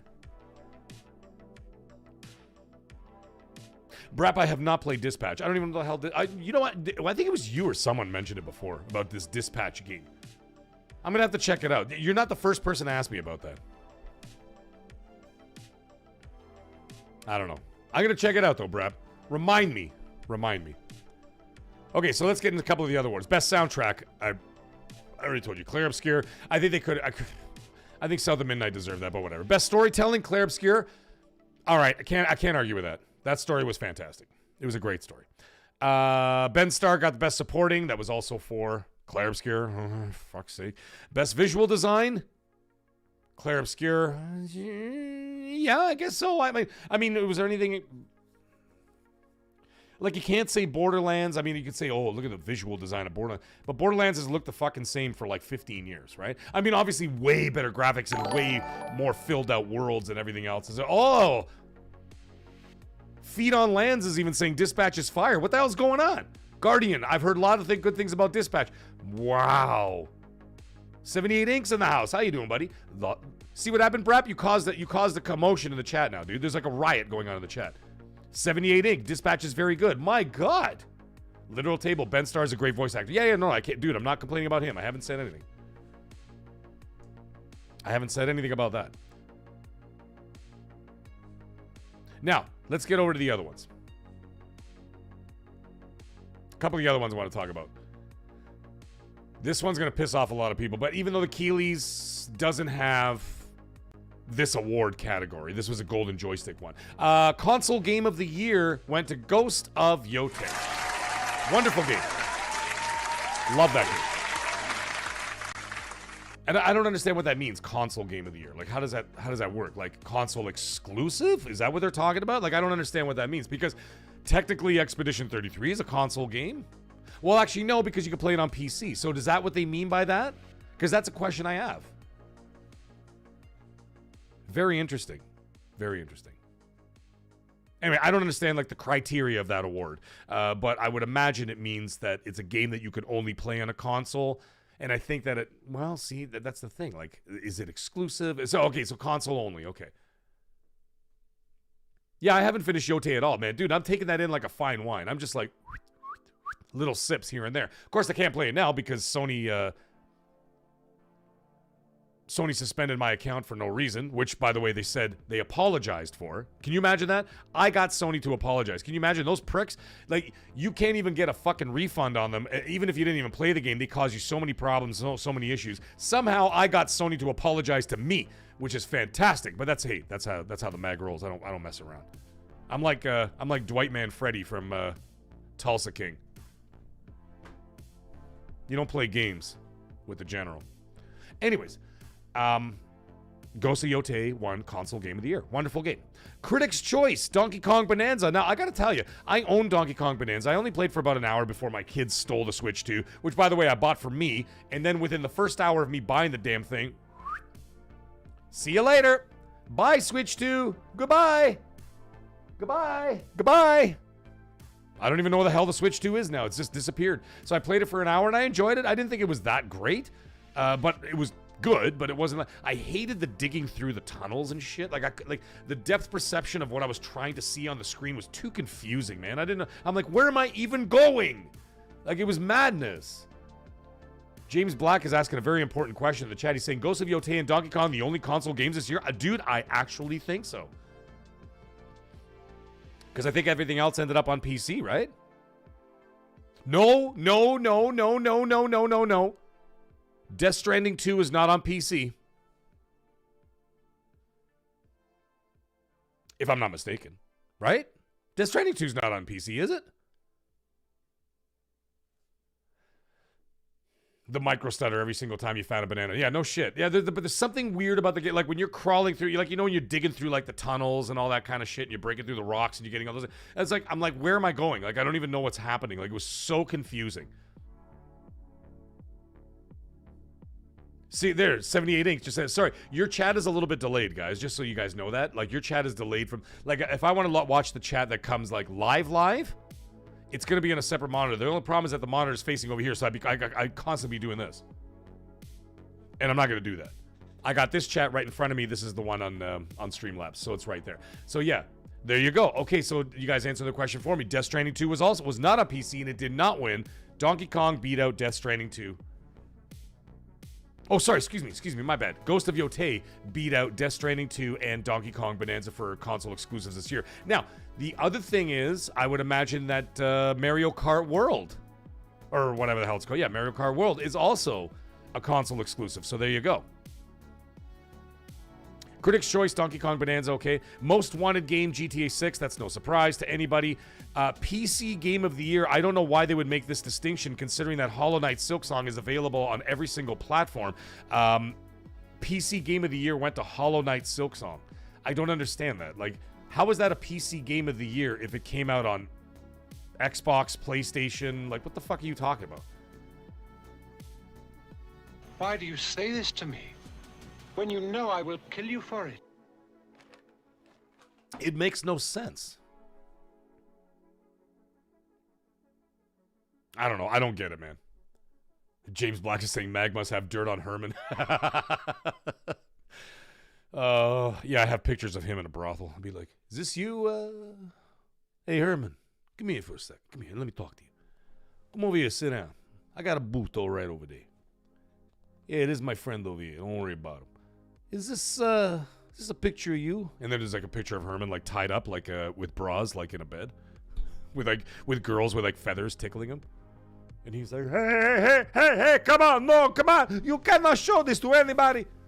It's like, it's okay, Herman, don't worry about it. But I need you to do me a favor, all right? I don't like to get upset, but my Sony account got suspended for no reason. I don't mind because you guys reinstated it. It's fine. But I want an apology from you. You know what I'm talking about? Polly Walnuts knows what I'm talking about. J Slayer J knows what I'm talking about. Yeah, they're sitting right over there. They're at the other table. Don't worry about them. I sent them over a bottle of Cristal. They're fine. But I'm talking to you, Herman. I want an apology from you. And Hiroki the Toki, maybe you can send some flowers to my wife with a little bit of a thank you. You know what I'm talking about? Okay, no problem, brother. Hey, listen, you have a good day, okay? Hey, why don't you stay and have the veal? It's good. All right. I'll see yous later. That's how I dealt with them. And then they apologized. And then, of course, I got Hiroki Totoki to send flowers to my wife. The scary thing is I actually know guys like that. Like your Dwight Manfredis and your real mobster guy. Yeah, I know those guys. They're exactly like that, by the way. All the shit you see in movies and TV shows, they're exactly like that. It's pretty fucking scary. Anyways, back to the golden joysticks. Let's talk about this. This is a funny award. Still playing award. It's kind of like a, you still playing this shit? It's the still playing mobile award went to Pokemon Go, which is hilarious. It's such a stupidly named thing. Still playing on the PC and console is Minecraft. That won the Game Award. Now here's the crazy one again. I think this is a coup, man. Streamer's choice game was Peak. I've heard nothing but negative things from people in the chat about this game Peak. Yet somehow it keeps winning awards. But you know what it won awards for? Multiplayer and streamers. I have a feeling this is an inside job. I'm just hear me out. I think it's an inside job. They're trying to, they're all trying to grease each other's palms with this game or something. I don't know. There's something off about it. When I see, now listen, oh yeah, by the way, yeah, college football. Thank you, Justin. I see you in the chat there, buddy. College football is console only as well. Okay, there you go. So Go Coyote beat all of those for console game of the year. Alimana, what's up? How you doing, buddy? He says, Mag, I'm here. Well, guess what? I'm here too. So Streamer's Choice, Peak. Something fishy about that game. I'm gonna look into that game. I want to take a look at this thing. Studio of the Year, no question. It was Sandfall Interactive for, of course, Clair Obscur Expedition 33. And, sorry guys, just to have a few laughs here. The Golden Joysticks does not have a Game of the Year. It's called the Ultimate Game of the Year. Why can't you just call it Game of the Year? Why does it have to be Ultimate? What is this? What is it, Killer Instinct? Ultimate Combo Game of the Year. Why does it have to be called Ultimate Game of the Year? It's the funniest name. But anyways, Clair Obscur Expedition 33 won Ultimate Game of the Year at the Golden Joysticks. Okay, so this is obviously, there it is. We talked about it. It's done. This is obviously a window into what to expect at the Keeleys. Pretty much, right? And it's kind of like the Golden Globes. Like, when you watch the Golden Globe Awards and then you see who wins what, best actor, best actress, and then you get to that point, you're like, okay, well, the Academy Awards are coming up. You pretty much know who's going to win the Academy Awards based on the Golden Globes, right? So you kind of have that sort of, Matt Rush is saying Peak is great for streaming. They're not wrong. Okay. All right.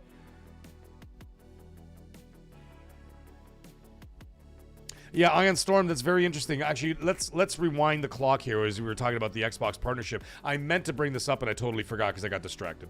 Where he's talking about, he says Silent Hill remake in the partner preview. They didn't show Silent Hill 2 there. However, it's still going to be imminent. I released a video 3 months ago, whatever the hell it was. I think it was 3 months ago, releasing a video saying that Silent Hill 2 was coming to Xbox. I heard that not only on good authority, but by people who were actually working on the port. And then on top of that, the Xbox achievements have gone live.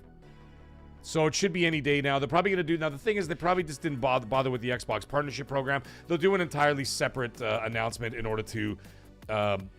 basically get maximum impact, right? And that's how you would do it. You don't want it lost in a show. You want it to be the kind of thing, even if it was like the one more thing kind of thing. I think this is the kind of game that you want to give it its own space. Do like a 10-minute preview and do it like that. You know, get it out there so you get more positive Xbox news, because let's face it, the last 3 months, it's been negative, and it's been continuing because Call of Duty licks the never mind, I won't even say that. This could get me kicked off YouTube. You know, and Call of Duty's been shit. The numbers have been dropping off. It's been nothing but negative news for Microsoft. So they look at it and they're like, okay, guys, let's spread out the good news so we can sort of drown out some of this bad stuff. The partnership program show was good. I enjoyed it.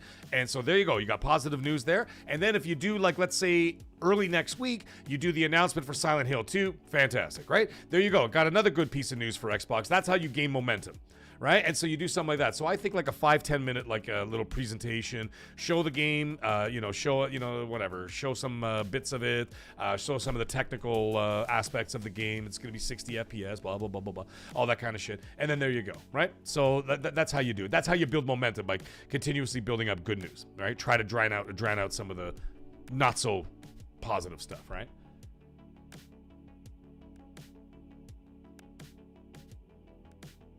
Magnum is saying Silent Hill 2 is on sale for on Xbox. I got it for $40.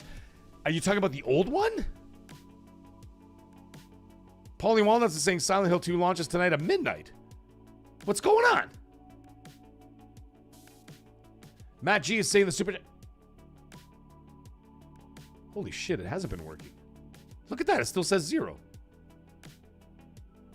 Huh. I probably didn't reset it. That's probably why it's blinking. I'm going to have to reset it next show. I'm going to have to reset it next show. I'm sorry. I didn't even realize it. Thank you, Matt G. I appreciate that. You see, sometimes when you're doing these shows and you got like a million things going on, you're trying to watch all these different things, multiple monitors and all that shit. Sometimes you miss some of the little things. Like the Super Chat goal hasn't moved. The member goal hasn't moved. Mind you, I didn't get any new members tonight. But Super Chat goal has been sitting at 0, and I don't know why. And I know why, is because it needs to be reset. But you can't do it when you're live on the stream, because if I do it live on the stream, it's going to mess up something. So I'm going to have to do it after the show. Thank you for the reminder. I appreciate that. Hey, man, listen, not everybody's perfect, okay? This is not NBC. I don't have like 60 people watching the stream going, all right, we gotta make sure I don't have producers watching it. It's just me by myself, right? So. Mabin1, how's it going, buddy? How are you? Welcome to the chat, my friend.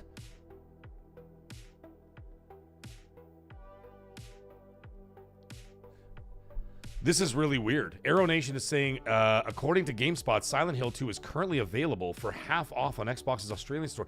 How could it be half off if it's not even announced to come out? And there's no way that... I don't understand. Does this make any sense to you guys?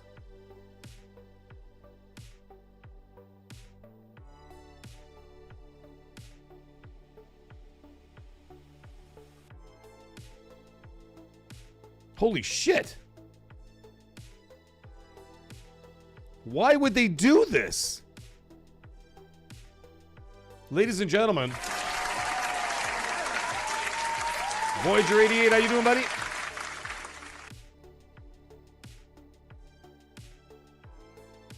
This is really, really bizarre. You had an Xbox partner showcase, and you didn't show it, which is fine. So you're going to have to disregard all the bullshit I said like 5 minutes ago about doing a thing next week. It's here. I'm literally looking at it, and I'm looking at all of it right now. Silent Hill 2, this is from Stevivor. Silent Hill 2 Xbox release now available and discounted. What? GameSpot. Silent Hill 2 remake quietly confirmed for Xbox Series X and S. Silent Hill 2 Xbox achievements appear ahead of reported launch date. Silent Hill 2 remake now available on Xbox in some regions with no announcements? Silent Hill. Okay, here's another one. Gamer Ranks. These guys are big time. Silent Hill 2 Xbox achievement list surfaces online before official announcement. Okay, man, let me tell you something.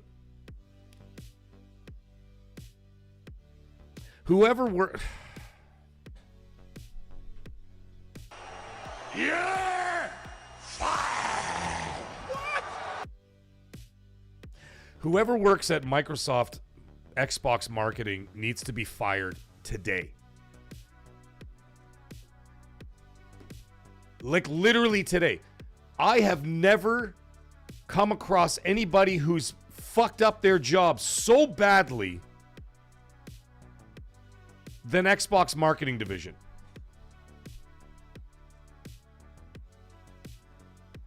They are so bad at their job. I swear to God, I think the weatherman has been more accurate than the Xbox marketing department. I don't understand it. You know, the weatherman. It's the greatest job on earth, man. You make six figures and like 60% of the time you're wrong. Can you imagine if you were 60%, if you failed at 60% of your job and still got to keep it?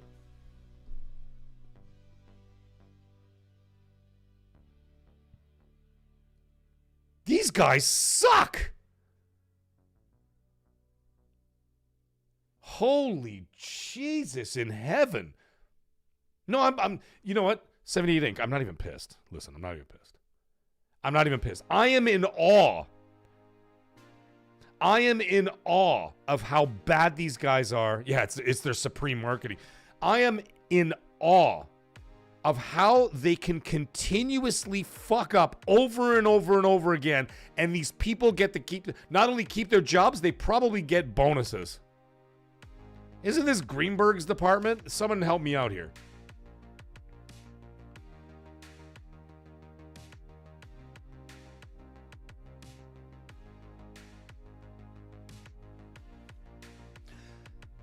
Silent Hill 2 is a big deal. It's a big title. It's a big title. How do you bungle this up so bad that everybody's reporting this? Like, I'm looking at it. 1, 2, 3, 4, 5, 6, 7, 8, 9, 10, 11. 11 different news articles are saying, yeah, it's like it's basically coming out with no announcement. They're all saying the same thing. Or their achievements went live, still no announcement. The thing is, guys, if you want to make some marketing impact, do yourself a favor. Announce the game first. And then you could start farting around with like when achievements go live and whatever else and this and that, whatever. You do all that kind of stuff. But get it out there properly and appropriately that the game is... I mean, we knew it was coming out. I know you guys knew it was coming out because I told you guys in I told you guys in my video, and you guys watched my video. You knew. I had thousands of people watch that video, right? So there are thousands of people out there who already knew that Silent Hill 2, and of course, more than that. It wasn't just me saying it. But like people have been saying it, like they knew the game was coming out, right? What are we talking about? I don't understand it. And like, announce the game. And then you, like I said, then fart around with the details. That's the best way to do it. Because then at that point, if the achievements go live, they go, ooh, it's coming soon, but you already knew it, and it's already got that marketing impact. But the fact that this is kind of leaking out like a wet fart. No wonder you fuck's sake, man.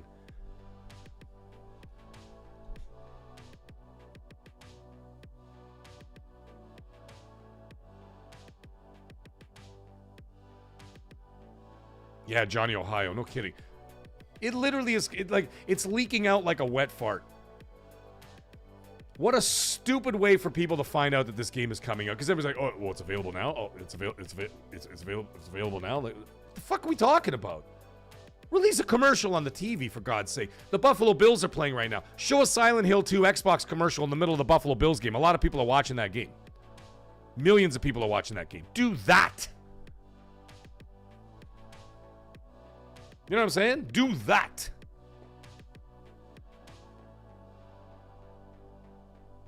I don't know, man. Listen, I give up on the stupidity. They just don't know what they're doing. Okay? Their marketing sucks. Their marketing is completely fucking lost.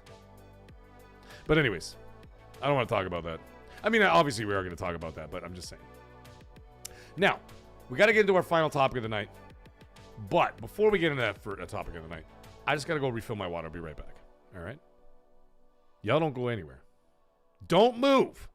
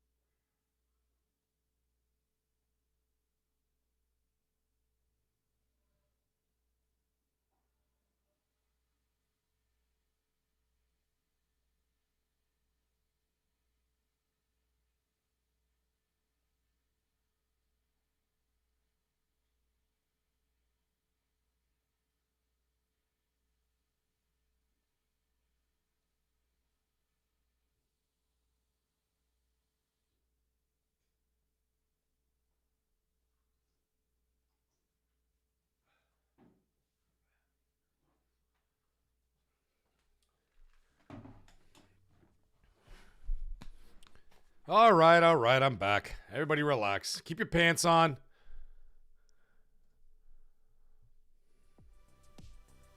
All right, I'm here. You like my fancy little, my Winter Wonderland fancy, whatever the hell you call it? Little backdrop stuff. And I'm slowly getting better at this YouTube thing, all right? Takes time, man. It takes time. It's not like I got like an army behind me all sitting at their laptops going trying to figure all this shit out. It's all me on my own.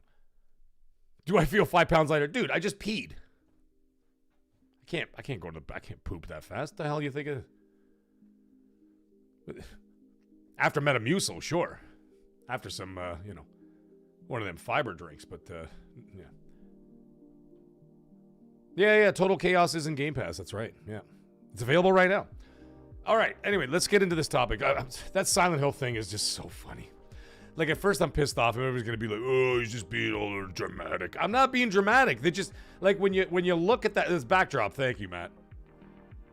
You know, the thing is, at the end of the day, when you're doing something, like when you're marketing multi-million-dollar games, you think you'd want to, I don't know, market it? Instead of having every single news article in the world leak it, the fact that my chat had to tell me the game was coming out. Here I am yapping my face off talking about, oh, they should do this next week and do that next week. Meanwhile, the thing is... whatever.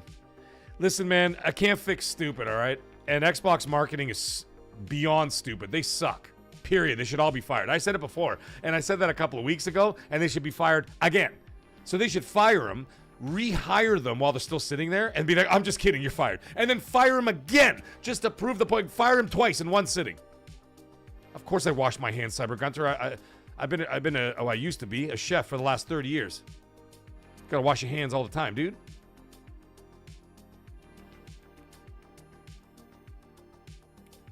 Arrow Nation agreed. Anyways.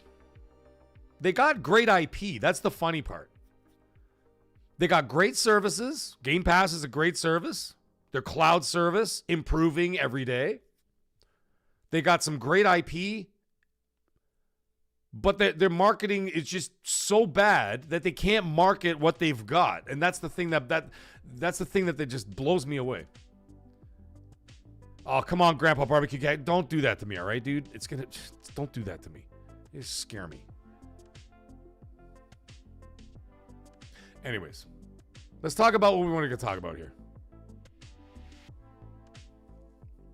I want to talk about this Steam situation. So myself, along with several other people, all heard that Half-Life 3 was supposed to be announced between the 17th and the 18th of this month, right?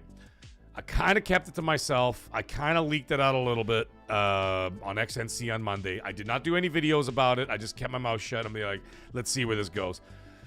Funny thing is, I had, like I was telling you guys earlier in the show, we had Destin Legary in the chat. Paris was in the chat. Obviously, myself and Colt were live on the air. And we were yip-yapping about it and whatever else. And Paris is like, say it with your chest, bro. You know it's Half-Life 3 because he's hearing the same shit, right? And he obviously runs in the same circles I do, so he's talking to all the same people that whatever, you know?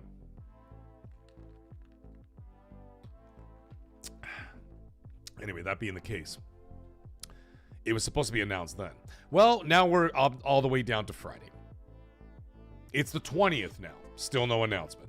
Tomorrow's the 21st. I mean, I can't speak for tomorrow, but as it stands right now, there's still no announcement. So it's days after everybody had not reported. Nobody really reported it. It was all spoken about behind the scenes that between the 17th and 18th, we were supposed to get a Half-Life 3 announcement. Nothing came of it. On top of it, we also, most of us have all heard the same thing. That the Steam machine will be coming out in March. Now, they did say early 2026, so that's not a stretch. You know what I mean? That's not some breaking news. But it said early 2026. That would put you in the first quarter of 2026, which would put you somewhere between January and end of March, beginning of April, right? So it's no stretch there. We're all hearing the same thing, that is going to be releasing in March Half-Life 3 with it. And that will be a selling feature. Wonderful, right? That's great. And it is great. It is great. There's no question about that. You know what's not great? Don't worry. Don't worry. I'll tell you. Do I even have to bother telling you? You know why I don't have to tell you? Because you guys already know the answer.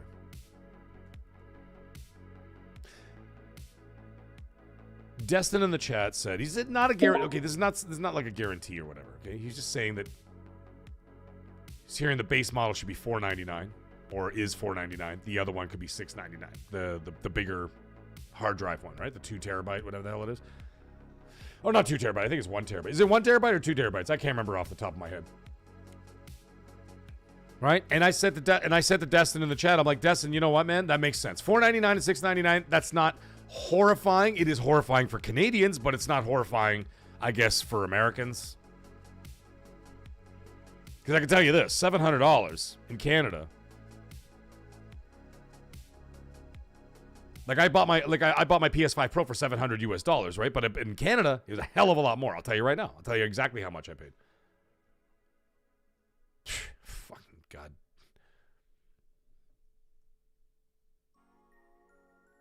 Unbelievable. 986. Okay, we're going to do some math here, folks, all right? 986 plus 17. It was just over $1,100 for the PS5 Pro. So it was $1,115. Okay? That's how much the PS5 Pro costs in Canada. So if this Steam box comes out in Canada, I'd be paying the same price as I would for a PS5 Pro with probably half the power. Because if my understanding was correct, I'm not a tech guy, and I know everybody's been sort of schooling me on some of that stuff. They're saying that based on the parts that they were talking about with the Steam box, is that it's going to be a little bit, it's going to be powered a little bit more than a Series S, but less than a base PS5 or a Series X. All right, and then the PS5 Pro is obviously more technologically advanced and more powerful than all those systems there, right? So you'd be paying the same price as a PS5 Pro for something that's about 40% less powerful. What are we talking about here? Now that's at $700. Now we're hearing, yo, Jeffrey, you missed a lot. He's like, Mag, you son of a bitch, what did I miss? Oh, dude, I've been yapping for like an hour and a half. Been talking about all kinds of shit. I've been doing good, brother. How are you? How are you? So here's the thing. Now we're hearing, I mean, a lot of, I've heard the number $800 been floating around. This is where you're getting into moronic, I'm sorry. I can't justify that. Let's see what 1120 is. Okay, let's just say it comes up to let's say 1127. Let's say that comes up to $800 US for that one. That's $1,300 Canadian. That's $1,300 Canadian for a Steam box that's less powerful than a Series X or a PS5 and just a little bit more powerful than a Series S. Let's just say, for argument's sake, that it actually ends up being $800 US. I'm sorry, but Half-Life 3 is not going to sell me on a 13. And then you got to buy Half-Life 3, which, by the way, games are $100 here in Canada. So that's $1,400 for a Steam box and Half-Life 3. For the same amount of money, you could buy a 4000 series graphics card, pre-built PC at Canada Computers. Black Friday, by the way, is around the corner. You could probably get it even cheaper. You probably get a 5000 series, not a 5090, because the 5090s up here in Canada are like almost $3,000 or $2,500 to $3,000. That's fucking insane. But you could probably get like a higher end 4000 series or a lower end 5000 series for probably around the same price. Pre-built. Like one of those armory ones, you know the ones I'm talking about? I'm not a PC guy, but you know what I'm talking about, those armory crate thingies, whatever, right? Are you insane? And then I could get Half-Life 3 with that.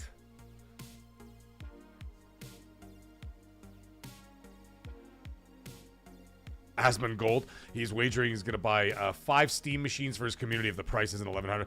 Asmon Gold can afford it, dude. Asmon Gold is a monster content creator.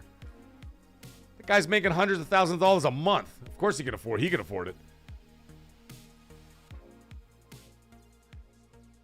Hey, Marshman, I'm not watching the game, but I'm watching the highlights. But please tell me that Josh Allen isn't shitting the bed hard here. What's going on here? All right. It's 16-20. It's not horrifying. It's only the third quarter, man. Listen, Buffalo always comes alive in the fourth quarter. That's how Buffalo plays. We all know what's up. The Olunchi, what's up? So here's the thing. The idea of this box, regardless of what some people think, the idea of this box is that it's supposed to be a console level of affordability. This is not a powerful PC. When you start getting to $1,000 and above, you have to start thinking PC is the better option if you're willing to spend that kind of money. Yeah, okay, James Black. Mag should buy us all 5090s. Are you mad? Dude, 2 5090s, I could buy a Kia hatchback. I wish I was kidding. I'm not kidding.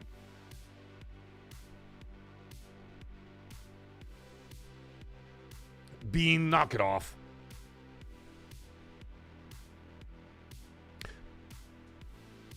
Console levels of affordability. That's what we're talking about. That's what it always should have been. That's what it should be. That's what it should continue to be. When you're talking about console level affordability, that is not $1,000. Yeah! What? That is not affordable to a casual consumer looking to get into an ecosystem. It never has been. It never will be. Stop fucking justifying that.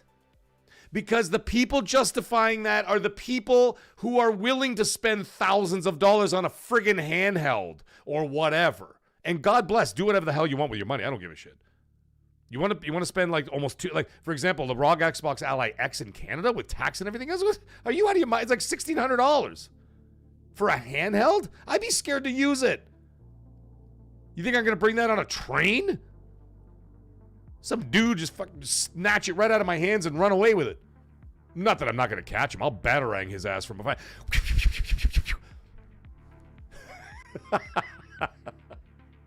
Anyways, we're not part of this conversation, folks.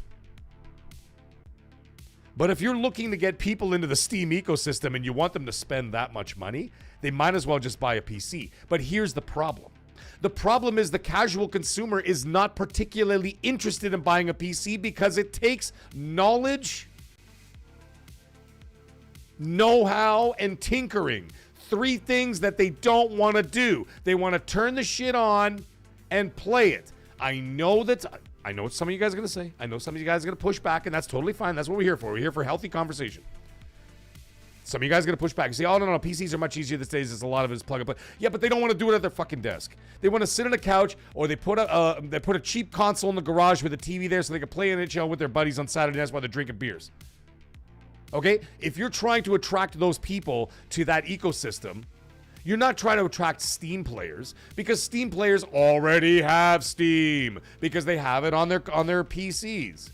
If you're trying to attract console players to this thing, you cannot be charging $700-800 for it. You will not succeed in that. I don't know how many times I have to tell people, and they don't listen even though it happens right in front of their friggin' faces. I have to tell them over and over and over again. Price is king when it comes to accessibility. Price is king. Because the people willing to spend the big bucks are already spending the big bucks. And they're already there. You understand? You guys, I mean, I know you guys understand because you guys are maggots. You guys all understand. What's up, Muhammad? How you doing, buddy? Oh, heads are going to roll, dude. Muhammad, heads are going to roll, buddy. They're going to roll. It's just a matter of when. Not if. When. But I can't speak on that. I don't know. I haven't heard anything lately. But anyways, here's the thing. There we go. See, Depka in the chat is saying this. Depka's in the chat. Not only that, I don't want to deal with viruses, drivers, cheaters. Exactly. Like, who's got time for this shit? Like, for example, I tried to download Call of Duty on my PC. I'm like, let me see how it runs on the PC. It made me go through all this rigmarole of this anti-cheat software bullshit. I had no idea what the hell was going on. And I was like, forget it. I'm not doing it. So I didn't bother. Now I'm just playing it on the console. And because my wife wanted to play it, I even bypassed Game Pass, said, fuck it, I'm buying it on the PS5. And I bought it on the PS5. And then Sony banned my account. Yeah! Why do you say this to me? When you know I will kill you for it. PlayStation. It's okay, they unsuspended my account. They made a mistake. So if anybody's watching the show later, yeah, Safe Boot, I think that's what it was, Voyager. Safe Boot or something. Yeah, oh, Pushing Polygons, your builds were amazing, dude. So Pushing Polygons sent me a bunch of pictures of his PC builds. They're, chef's kiss, man. They're amazing. They're really, really nice. Glinzer's in the chat, drops of $2 super chat. Thank you, buddy.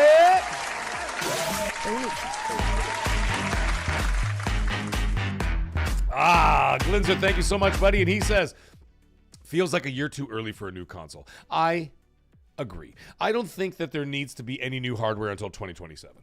We're good. I think we're good. We got everything we need. You got PCs, which are constantly evolving. You know what I mean? And you can constantly upgrade. Just do your thing, whatever. And that's fine. That's great. So the PC world is doing its thing. We got a Switch 2. We got a PS5 Pro. We've got a ROG Xbox Ally X plus base models for all the systems. We don't need new hardware. The fuck are you talking about?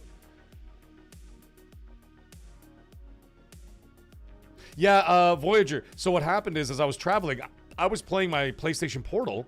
I was playing Ghost of Yotei, no problem, whatever else. And that was this morning. And then when I was traveling to get back to my town, right? I was out of town. I was harassing my American brothers and sisters in upstate New York. And anyways, when I come back home, I fire up all my stuff, right? I turn on my PC, turn on all my shit. I turn on my PlayStation. I want to catch up on some messaging and stuff like that. I want to see what was going on. And then it says, you need to sign in. I'm like, sign in? I was just signed in like 3 hours ago. What the hell are they talking about? Because I was playing my PlayStation Portal in the hotel. By the way, the cloud on the PlayStation Portal on bad Wi-Fi, amazing. Not a glitch in the world. I was playing Ghost of Yotei on the Portal. Flawless in cloud, and it was on shitty hotel Wi-Fi, and it was flawless. I just like to point that out. Anyways, so I get back on there, and I'm like, 3 hours later, it goes, your account has been suspended for debt. I go, for what? I just bought 3 games like a week ago. I checked the credit cards, I checked everything. No, everything went through. So I called PlayStation support. It was like 7 minutes before the show started, for anybody who didn't catch the story. I call them, they go do digging around. The guy's like, I am so sorry. We apologize. There's nothing wrong with your account. We're going to reinstate it between now and the next few business days. I'm like, motherfucker, you better reinstate it like before I hang up. So I actually put it in one of my little blurbs to PlayStation support. I said, this is part of my business. I'm like, you're affecting my business now. And if there's one thing you don't do is affect my business, because now you're costing me money. Because I stream from there. Right? It's part of my YouTube business. Like, are you out of your minds? Anyways, whatever. It's all worked out, so I'm going to turn it on after the show. I'm going to see if it's actually been reinstated. If not, probably tomorrow or the next day, whatever. It'll be fine. But anyways, yeah, that's why I got banned. Yes, Jeffrey. That's Jeffrey's calling me a Sony Pony Mag. I can Why see do you say this to me? When you know I will kill you for it. You tell him, General Zod. So anyways, back to the Steam Machine situation.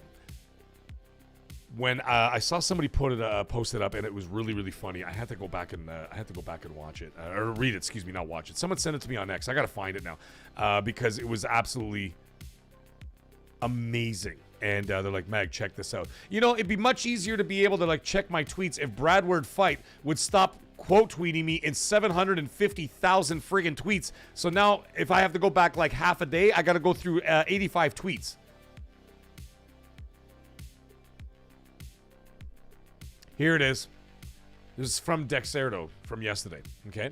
And he says, this is what it says, quote, Linus Tech Tips says he's disappointed the upcoming Steam machine may not be priced like a console. Listen to this. This is a quote. Valve asked what I meant by console price, and I said $500. This is all in US dollars, by the way. Let me read it again. Quote, Valve asked what I meant by console price, and I said $500. Nobody said anything, but the energy in the room wasn't great. There you go.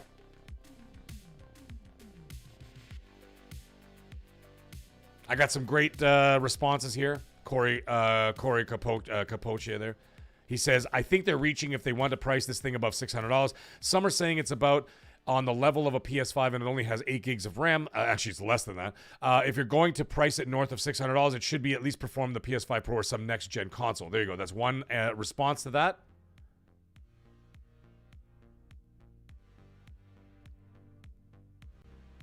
What, for something weaker than what? Oh, there's Jay Slayer, actually, who's in the chat right now. He says, what, for something weaker than what we paid for $500 for 4 years ago? No, for how weak it is, like $400 day one, they could raise the price later. There you go. That's another thing. Like I said, you're trying to get people into the ecosystem. If you want to raise the price later on, do so. The fact that this thing is not upgradable at all means it's a console. It's not it's a console. You can't upgrade it. You can't add more to it. Whatever else. And that's all there is to it. Right? El Nini's buying one. There you go. Snowdragon saying it's for PC guys who don't mind spending more for an open platform.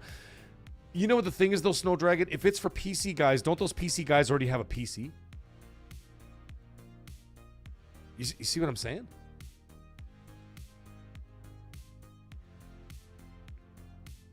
Voyager, I don't bookmark stuff.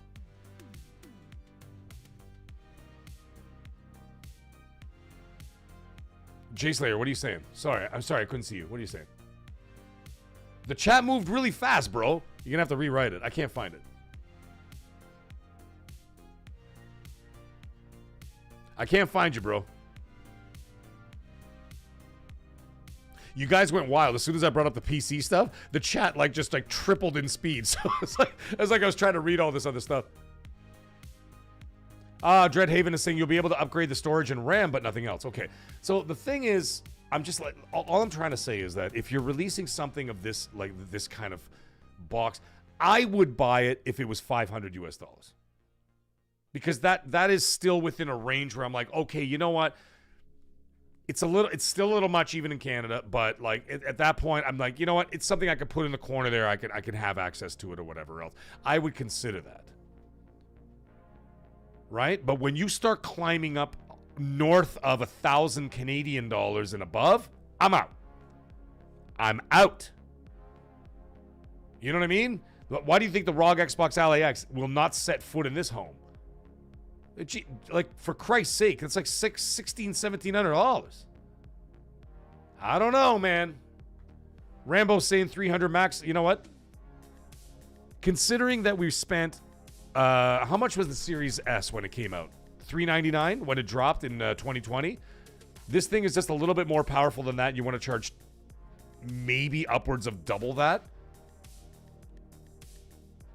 That ain't it, bro. And just like I said an hour and a half ago,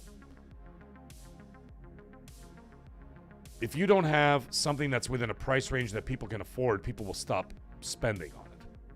That's what I'm talking about. And why do you think that 60-70% of all these PCs out there that are actually in the PC master race, they're a bunch of fucking potatoes, bro. Those are potatoes.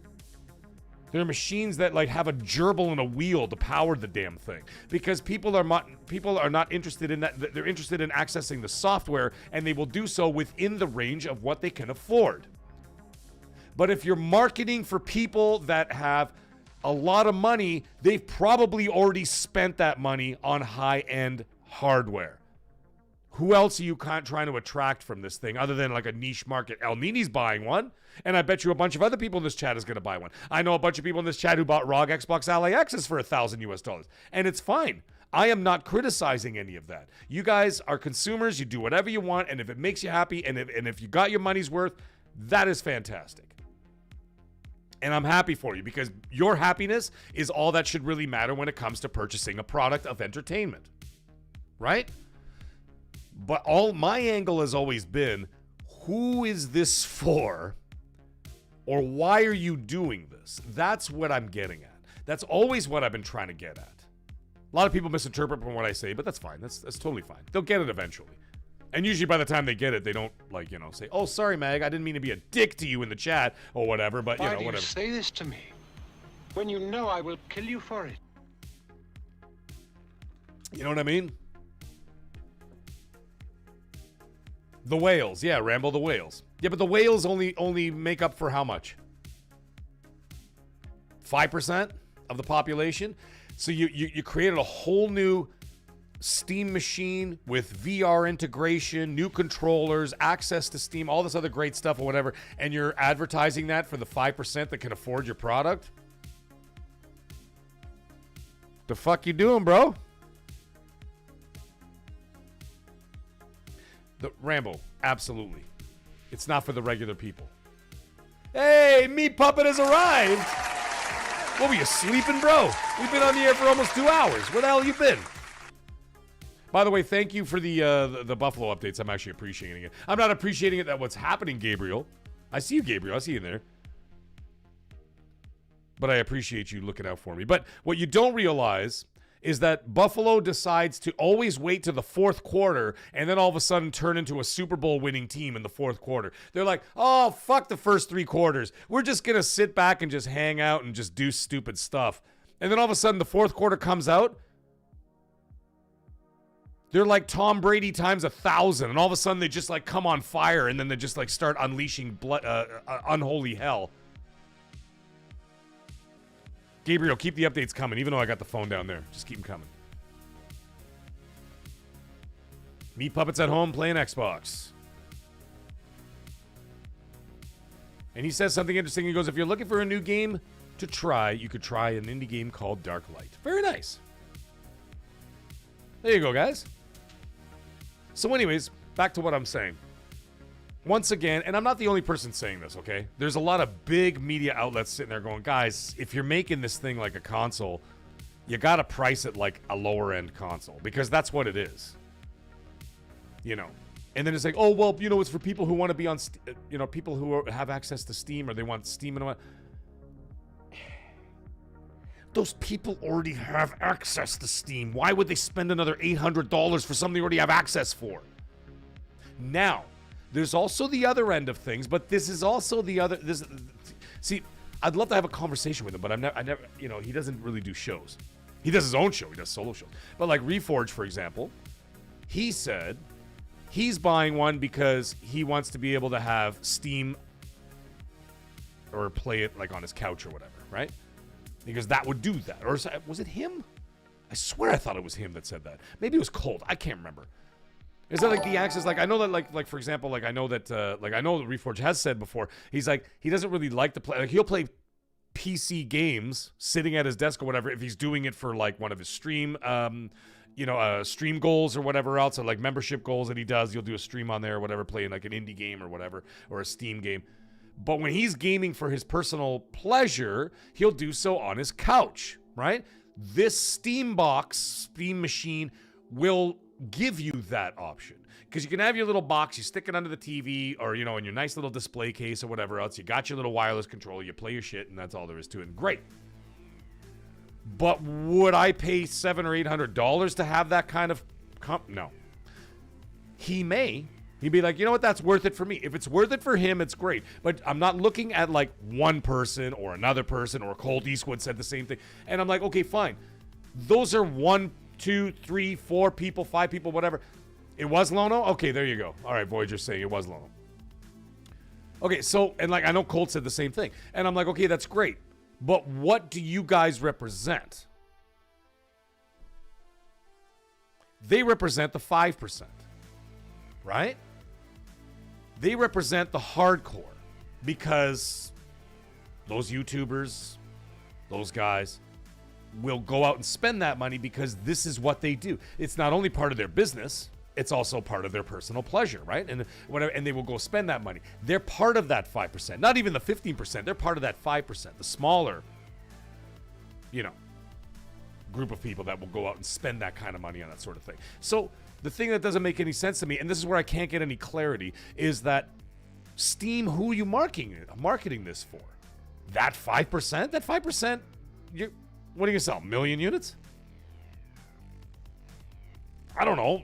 I don't know. I don't know. I really don't know. But like I said, if every news article in the bloody world is talking about how this box needs affordability and needs to be priced appropriately, and Dexero's not the only one. There's tons of them. You can just look it up. Just type it in, and you'll just see article after article after article, and never mind the YouTube videos and everything else. I'm talking about even just like the mainstream media talking about that kind of stuff. They're like, what are these guys doing?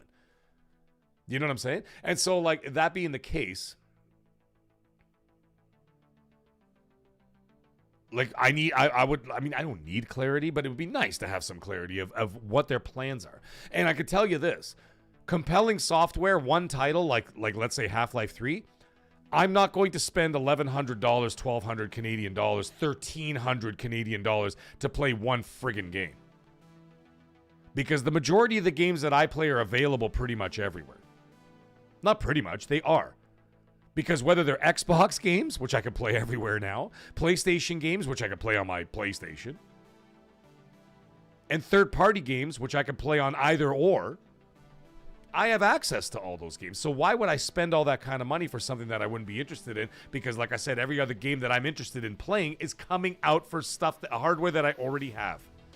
And the majority of other people feel the same. And people that have PCs, maybe someone will buy it as like a supplemental thing they can have somewhere else in the house. That's kind of cool if you've got that kind of money to do it. It's wild, man.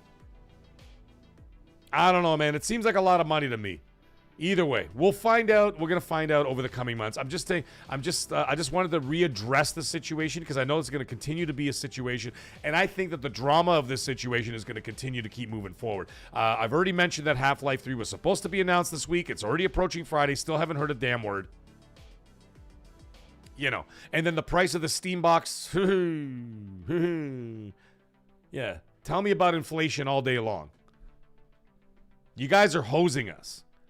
When it costs $8 for a fucking cauliflower, okay, you're hosing us. It's not to do but no inflation.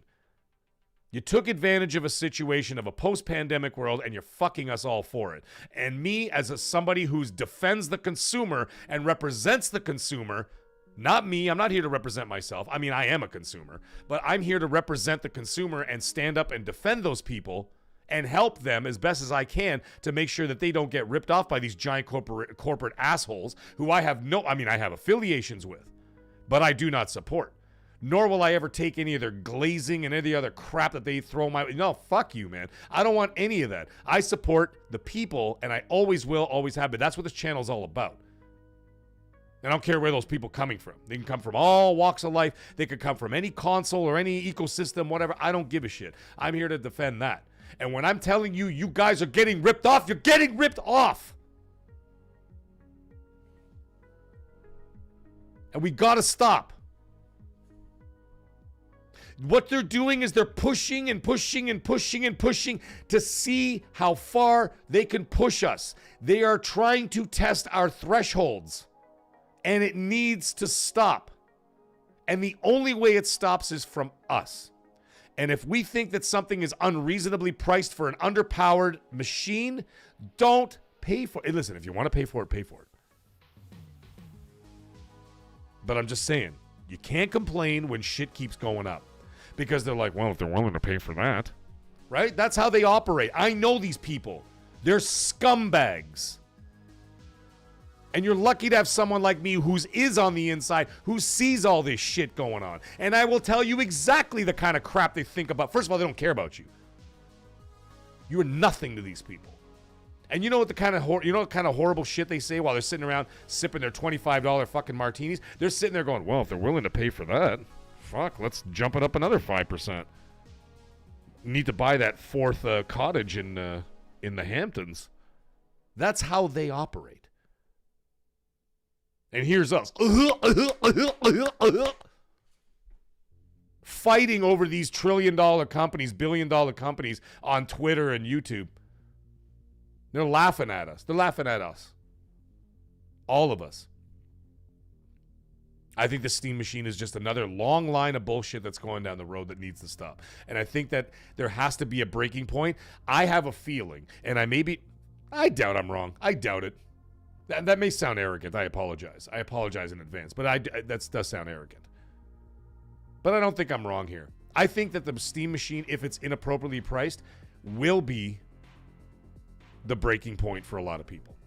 Now, before we carry on with something else, I wanted to say that Voyager 88 has entered. Oh my goodness, there he is. He's a top tier maggot for 5 whole months, ladies and gentlemen. Thank you so much, Voyager 88. One of my very first supporters here. Fantastic, gentlemen. He says, did you talk about the Xbox show yet? I thought it was pretty cool. I did, Voyager. And thank you so much. I appreciate you, brother. We talked about the Xbox.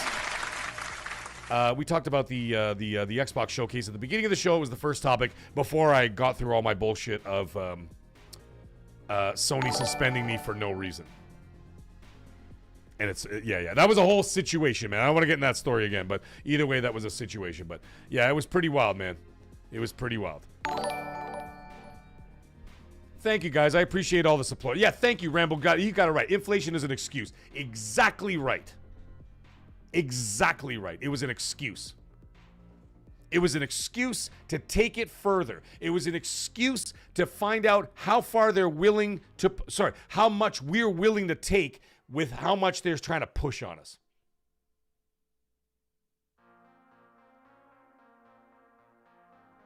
You know what I mean? That's what I'm talking about.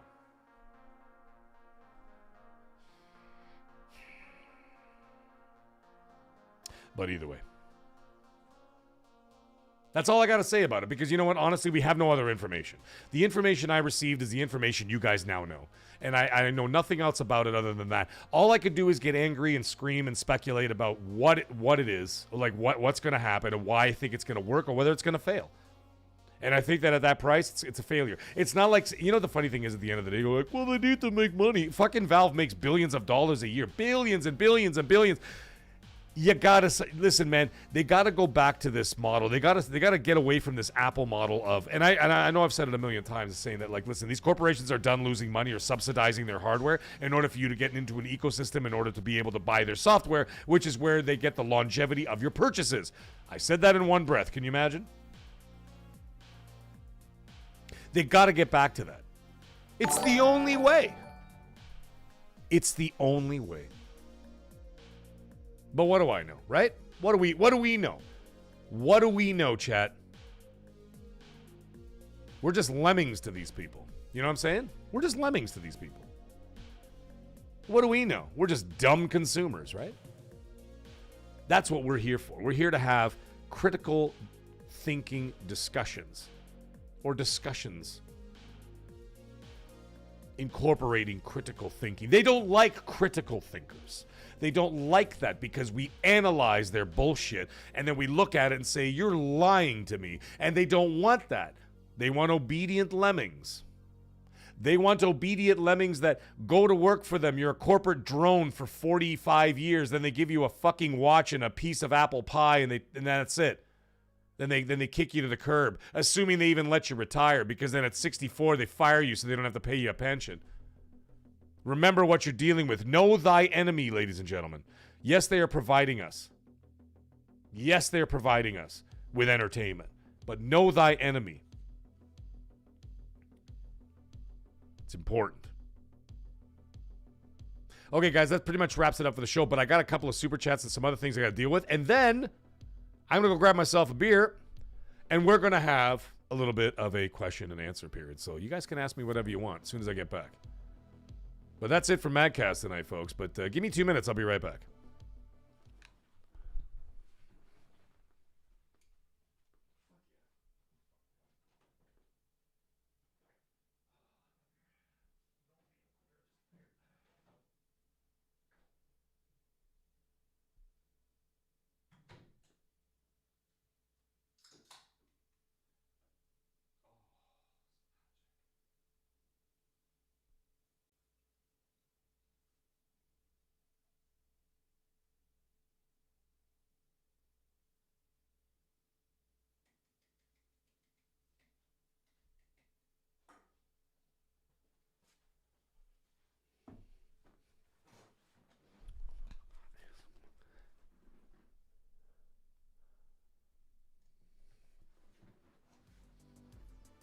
All right, that didn't take too long. And look at this. Look at this, guys. Look at this.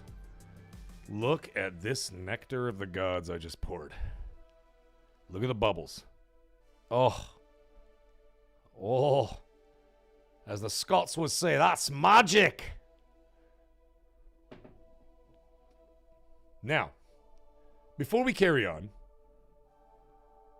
we got 78 Ink. My goodness, my Guinness. Here we go. Sends 5 gifted members. Thank you so much, 78 Ink. I appreciate you, brother. Thank you so much, 78 Ink. Always dropping those 5 bombs on me, man. I can't thank you enough. And who was the fancy receiver? We have Gabriel is game. We got Anthony Guerrero. We've got All in TV. We've got Silverback, and we've got Chris. They're all become members. You all become maggots now. Welcome to the show. Welcome to hell, motherfucker! There you go. Thank you guys so much. You guys are Fight, maggot! you guys are now channel members. And listen, man, part of that, of course, you guys get emojis. You get. Oh, by the way, I finally got my new cooking show underway, and I will be releasing that in the next few days. I'm super excited to finally do it. It's taken me a while to get this one together because I'm not gonna lie to you guys. I kind of couldn't find a gaming inspiration for what I was about to do. So for doing my new cooking show. So I finally got it under control, and I will be doing it shortly. I will tell you what it is very probably on the next show. Fuck it, I'll tell you right now. So what it is, for all channel members out there, you guys get access to all my cooking videos before anybody else. And what we're doing this one, because it is the most nominated game in gaming history, Claire Obscure Expedition 33, I will be doing all French cuisine in honor of Claire Obscure Expedition 33. My new cooking video is inspired by that, and I will be doing French cuisine as a result of that. And of course, channel members, you guys all get access to that before anybody else does. Of course, we also have a channel members only Discord, which you can go in there, take dick pics, send them to me directly, whatever you want to do. I don't know, I don't care, whatever the hell you guys want to do. You guys can do all those things. So, anyways, please don't send me dick pics. But anyways, that's it. Thank you guys all for joining. Anyway.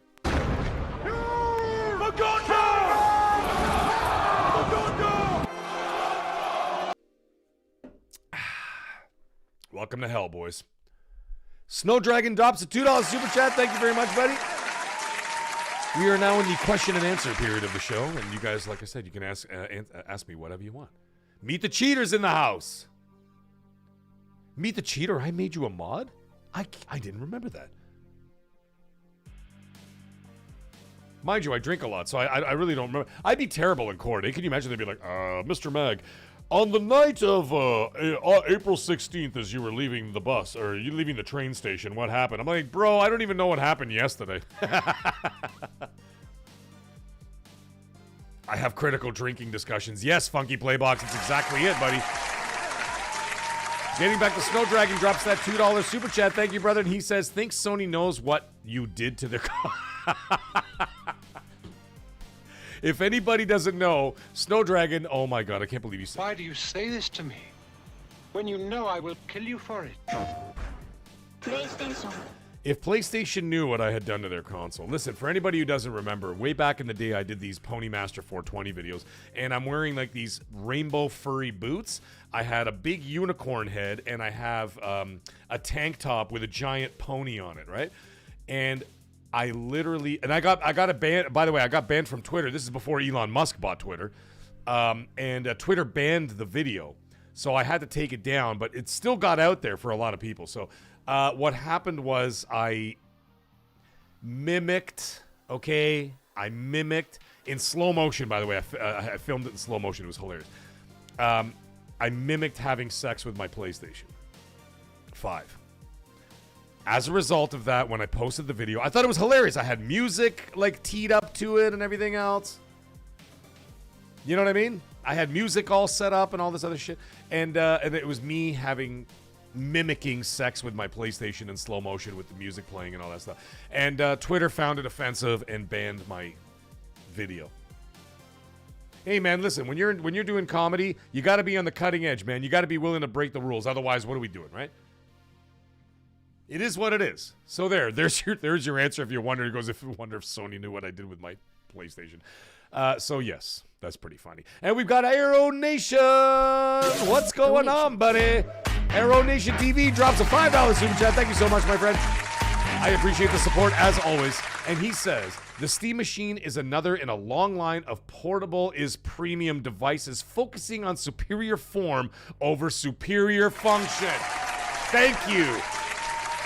And in fancy words, my friends, that means you're getting ripped off. You're getting ripped off. Hey, Nick in Japan, what's going on, buddy? How you doing, man? Yeah, fuck you, Playbox only, Megs, yeah. Gabriel, thank you for the Bills update. I can see it right there. Yep. Excellent. Shagcast. Yeah, Glitzer. Yeah, man, they weren't happy about that because remember, before Elon Musk bought him, however you feel about whatever Elon Musk, that's a whole other thing. But before he got in it, they were so fucking they were so bunch of activist bitches that owned Twitter back in those days. You couldn't say nothing on there, man. You couldn't say anything on Twitter, and all of a sudden they're banning this, banning that. You know, it was absolutely ridiculous. All right, 78 Inc., thank you very much for your support, brother. I thank you for the $5 that you sent earlier. Everybody say bye to 78 Inc. He's got to go to work. Thank you so much for stopping by the show tonight, man. Anyways, before we end off, any more questions anybody got for me? Go ahead, ask me whatever you want.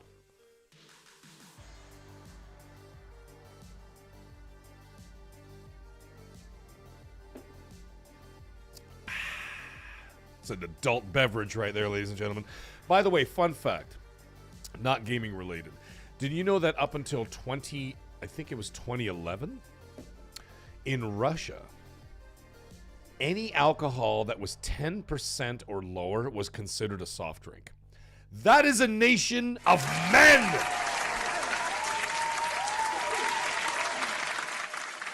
And beautiful women. God damn it, Russians are hot.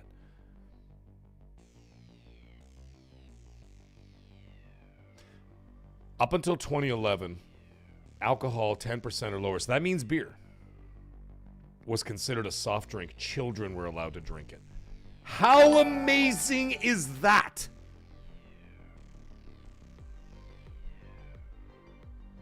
Oh, Polly Walnuts. You don't have to tell me, bro. Innie or outie? What, like my belly button? It was an innie, but now it's a slight outie because I have a minor hernia. But they won't operate on it because they said it's so small that they're like, we're not going to cut you open for something so tiny. And no, they're not talking about. Never mind. I was going to say something super rude. Oh, Czech women are amazing. Meet the Cheater. Czech women are gorgeous, man. Eastern European women, holy God, they're so fucking beautiful. Anyways. I have a half innie, half outie because a little bit popped out a little bit, but the guy looked at it. I already had like a double hernia surgery because I had double inguinal surgery. What ended up happening is when I had my hernia surgery, they cut me open and I was supposed to wake up like an hour later. I look at the clock and I'm like, why am I waking up 4 hours later? And the surgeon's standing there like staring at me and I'm like, oh, hey man, what's going on? I'm totally like drugged up. I don't know what the hell's going on. And he goes, yeah, we had a small complication. I go, what's that? And then he goes, well, when we were doing this, the hernia operation, we were supposed to put like a mesh. We're going to sew it. Then we put on a mesh and then we're going to put on a fiberglass plate that is literally permanently in my body now. This fiberglass plate and then protect it so it'll never rupture again. He goes, the only problem is when we went in there, we didn't realize like it was actually bigger than we had originally thought. And I'm like, okay. And he goes, yeah, your intestines kind of came out a little bit. I'm like, what? I'm like, and I like sat up out of like the gurney in the hospital. I'm like, the fucking what? My intestines came out like spaghetti?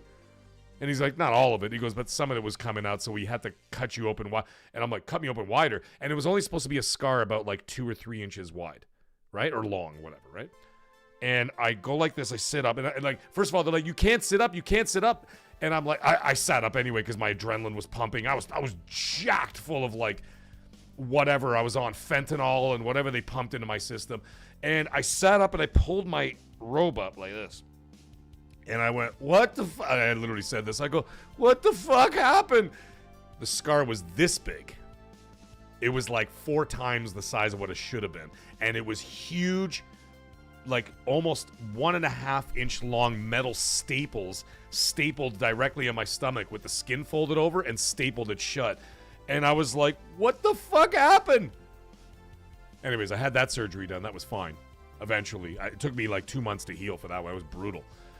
But I have a half innie, half outie because I have a small, tiny little hernia in my belly button, and they said it's too small to operate. So there it is. I hope that answered your question. You see what's happening, guys? I said this is a question and answer period. This is no longer part of the MAGCAST. You guys ask me whatever the hell you want. Gabriel's asking me, did you play Metroid? Sorry, you playing Metroid 4? Maybe. Maybe. I'm kind of eyeballing that new... my wife's going to kill me if I buy any more games right now. I'm kind of eyeballing that new Kirby game. What do you think about that? That might be my next purchase, because I got nothing going on until Resident Evil Requiem. No, that doesn't mean I have like 12 like AAA bangers in my backlog that I haven't even started yet. That's absolutely the case. But either way, that Kirby game is kind of calling me before Metroid is. And we've got El Nini, a member for 4 months. Thank you so much. And he's calling Bills Seahawks Super Bowl. That might actually be the case, my friend. Welcome to hell, motherfucker! Thank you so much for the member chat, brother. I appreciate you. Jeffrey's asking, can I get a date with your neighbor? Ha ha ha! You talking about Kat? Oh, Kat's my girl, man.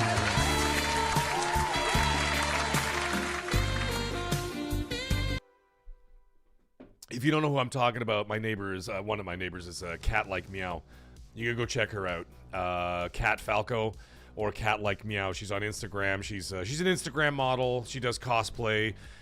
She does not safe for work stuff. She's even done modeling shit in my hot tub with a couple of her girlfriends, whatever, like three of the girls doing the Instagram sexy stuff in the hot tub and shit. It was great, yeah. Anyways, whatever. And she's also, by the way, she's also a gamer. She's always gaming, and she live streams on Twitch and everything else. Go check her out. She's my neighbor. She's a beautiful girl. Yeah, Funky Playbox, I had a cesarean. And if you added some lettuce to it, it could have been a cesarean salad. Oh! Sabina's Finest is in the house. Meg, have you tried COD Zombies yet? I absolutely have, and it's friggin' wonderful. I'm enjoying it. Arrow Nation, let me tell you something. I got the trophy last week. Of course, I can't play right now. I have to wait for Sony to reinstate the account. But last week, I actually got 2 trophies in one round. I got the one where you have to eat 15 different gobble gums in one round, which I did, and you have to survive to level 30 solo on the survival map, which is literally just the farm. You can't leave it. So you literally just like running in circles in this tiny little map and make it all the way to level 30. I did it solo, and I got that. The zombies in Black Ops 7 is fantastic. I'm really enjoying the hell out of it. And I was about to start the story mode of it, but I couldn't get to it because I had to leave out of town. And once again, I gotta wait for my account to be unsuspended for something I didn't do. I'm not gonna go in the story again, but something I did not do. It was a mistake on their part. They had suspended my account. I called them. They realized the mistake, and they said it should be reinstated shortly. So we shall see. Glinzer saying, yeah, this is a great comment here. He goes, in the U.S., medical industry is profit driven. Yeah, I know that. I mean, it is here too. They're just lying. They're just lying to us about it. So here they would have gone. They would have gone after that hernia and to charge you a few dozen steam machines.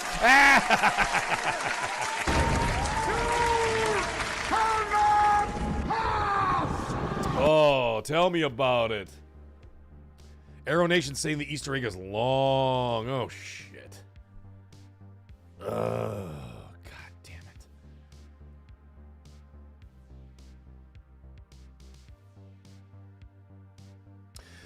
Nick in Japan, he's saying, Mag, what's your PS profile picture? I want to add you. Mine is of Lara Croft. Retro Lara Croft. So like it's from Tomb Raider Legend. But my name is I Am the Mag. Like all capital letters, I Am the Mag. Oh, Noisy Mofo, what are you doing? Are you looking at Cat? Oh, Alex, no, we're past the last topic, man. We're just having a question and answer. We're just having some fun now. This is like after hours business. This is not even like whatever. You want to talk about gaming stuff? We'll talk gaming stuff. You want to talk about I don't know. You guys can put your penis sizes in the chat, whatever you want. I don't care. This is just farting around at this point. We're just having some fun. I just want to talk to you. I just want to talk to you guys. Yeah, Alex, you missed the Steam Machine topic. Yeah, we kind of talked about it. I just, like, listen, I'm not going to rehash what I was talking about, but, I mean, you have to go back and listen to it. But, oh, Noisy Mofo's checking out my neighbor. Yeah. Listen, Noisy Mofo, I know you're not far away, man. I don't want you skulking around the neighborhood. I'll see you. I'd be like, is that Noisy Mofo in the bushes? Yeah. She does a lot of Street Fighter cosplay, too. She does cami stuff and shit like that and whatever. And she does a ton of anime cosplay, whatever. Rambo, the Xbox showcase was good. I enjoyed it. I mean, it's not really a showcase. It was like a partnership, whatever the hell you want to call it. But it was enjoyable. I actually thought it was great. Yeah, it was very good. James Black is asking, Mag, any info on Clockwork Revolution? No.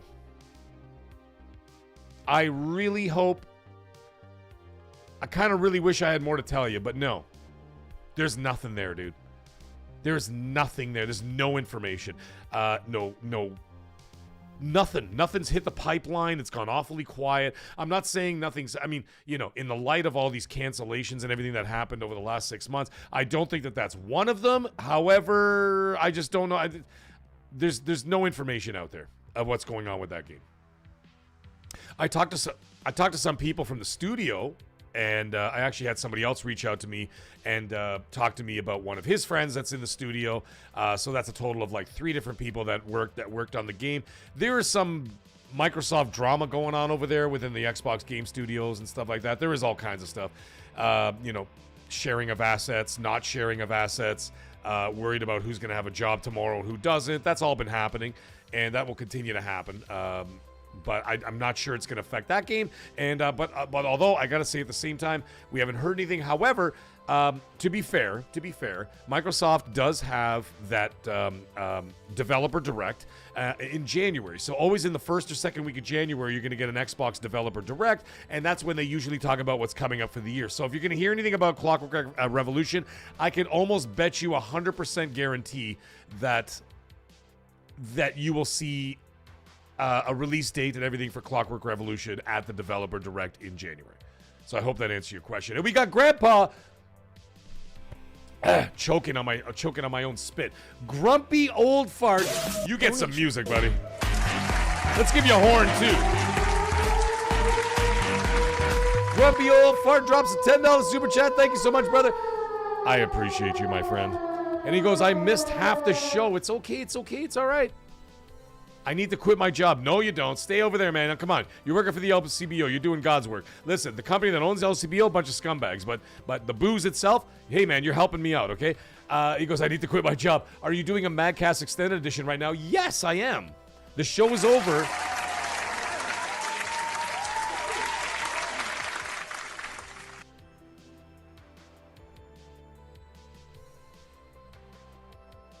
What did I tell you guys about Buffalo?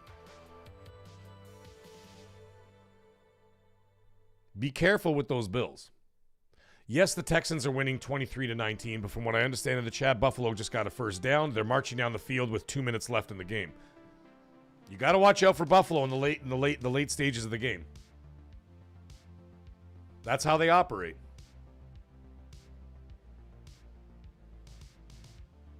Yeah, grumpy old fart. We're doing some OT right now, buddy. We're doing some overtime. We're just having some fun. Now, here's another one. Nick in Japan says something very interesting. He says, how about State of Decay 3?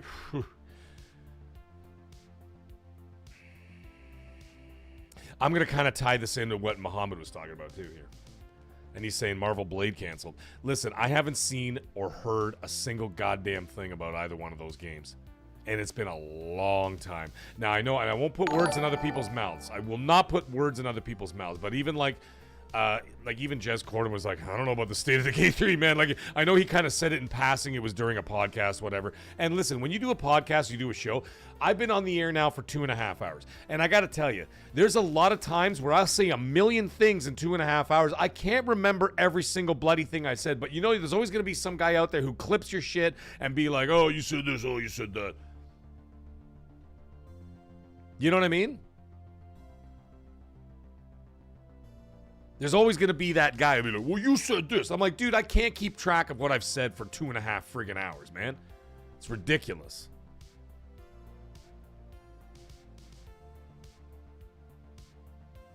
Cyber Gunter is saying he has a micro penis.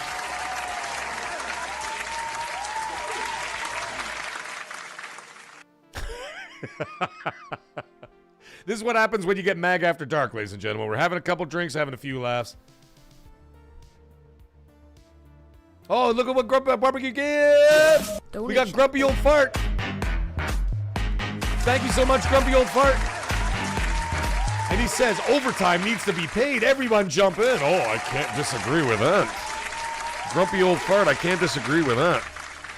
Thank you so much, my friend. I appreciate all your support. You are out of control with the support, man. Help this guy out, man. Anyways, I'm just kidding. You guys do whatever you gotta do. I just love that you're all here. And Grumpy Old Fart, don't be offended that I always accidentally start calling you Grandpa Barbecue Game Cat. I know he's a different guy. The problem is, your name and his name are the exact same length, and it shows up on my feed the same way. So I keep seeing the same. It sounds like if you guys did 2 super chats back to back, like I have to reread it twice to make sure it's the right name and the wrong name, because it's always the it looks exactly the same. So don't be offended that I always start. I'm like, Grandpa. I'm like, no, sorry, Grumpy. Yeah, I got you. Magnum says I'd give Mag all my money, but my wife takes it all. Oh! Welcome to hell, motherfucker! Yes, Buffalo needs a touchdown. They're at the 37-yard line. 1 minute to go from what I see on my screen here.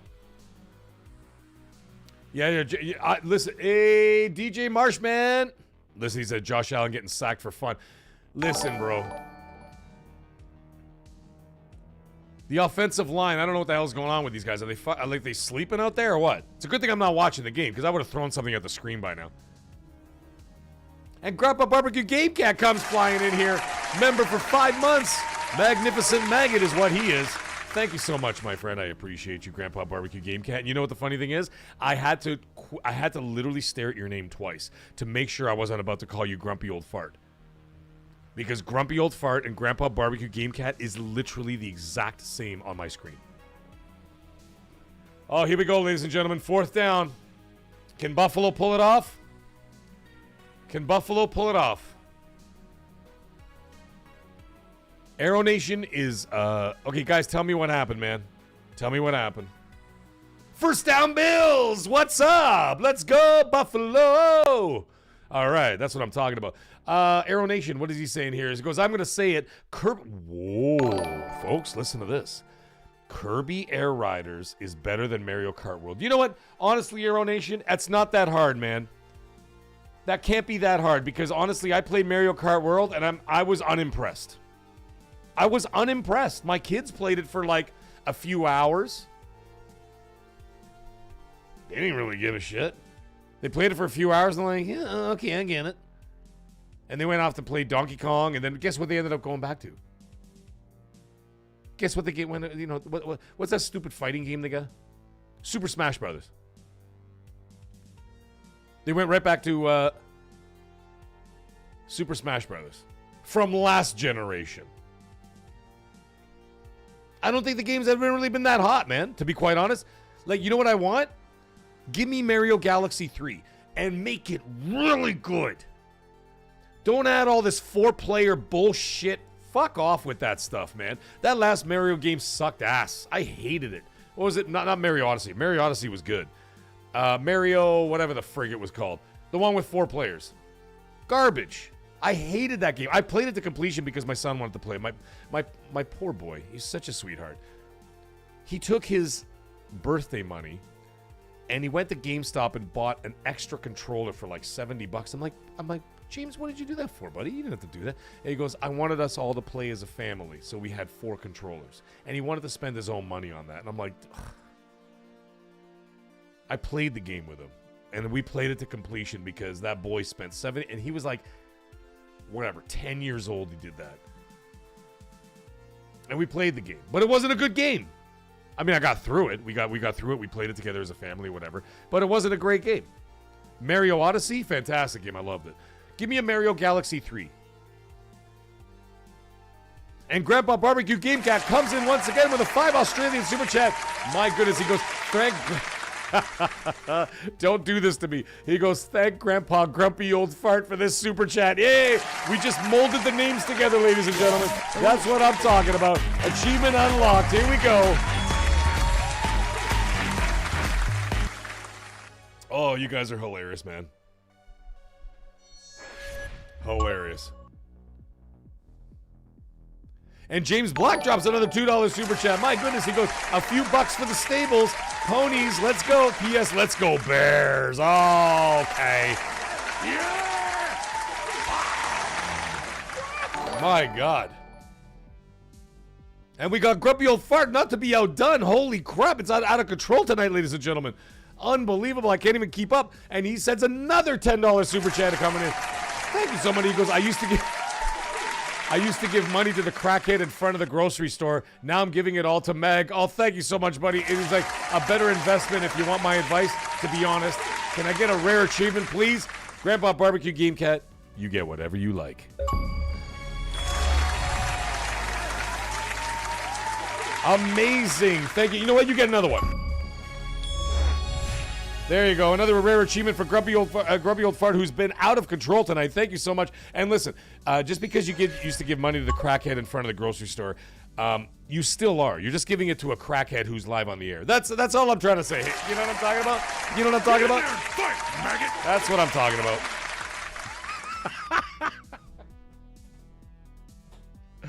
Oh my God. James Black, stop it! He's always got to do that. By the way, I got some other buttons I've been working on. 4th down again? Jesus, these guys. What are they doing to me? They're at the Houston 17, ladies and gentlemen, with 28 seconds left. I know I might be getting it slightly delayed, but like we got to see what's going on here.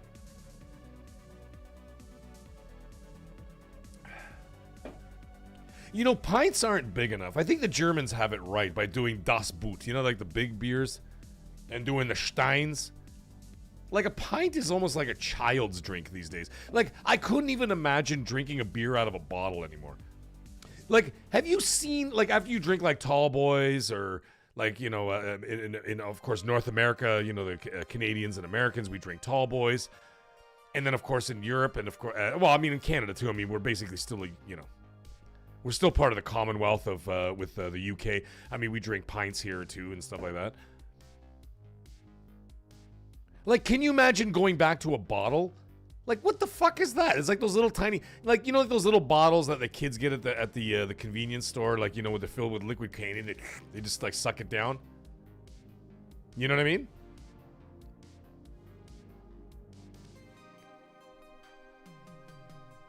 Like, a bottle of beer would literally be a sip to me. It'd be like a pint. I'm doing like three, 4 sips and like the pint is gone. Like, how the hell can you... Infernal Earth, hey, welcome, buddy. Where the hell have you been? Infernal Earth, he goes, I watched a guy drink 3 yards the other day. Yeah, man. Oh, so the Bills lost, ladies and gentlemen. Hey, you know what, though? From what I understand, the Houston Texans were just on fire tonight, man. Like, you know what's really funny?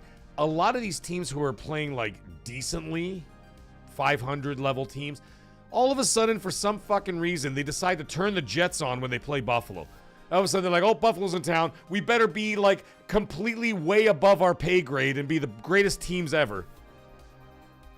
And it's hilarious because then you got, like Miami, last place.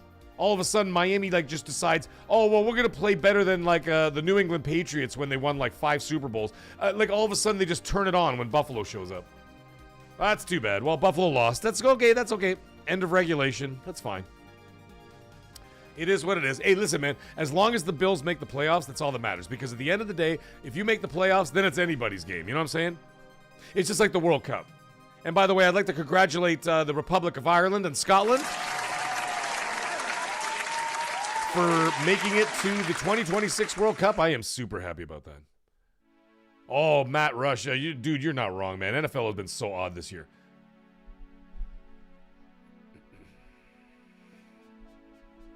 It's all good. It's all good. Yeah, Houston D was nasty. Yeah, that's what I'm hearing. Grandpa Barbecue, he's saying, assuming a tall boy is the equivalent of a long neck here in Oz. No, they're bigger than that. It's a pint. It's literally a pint. A tall boy is exactly the size of a pint. Does that... So, like, if you cracked open a tall boy and poured a tall boy into a glass, it would be the equivalent of an exact pint, which I believe is 16 ounces. A proper pint is 16 ounces. Proper British pint is 16 ounces.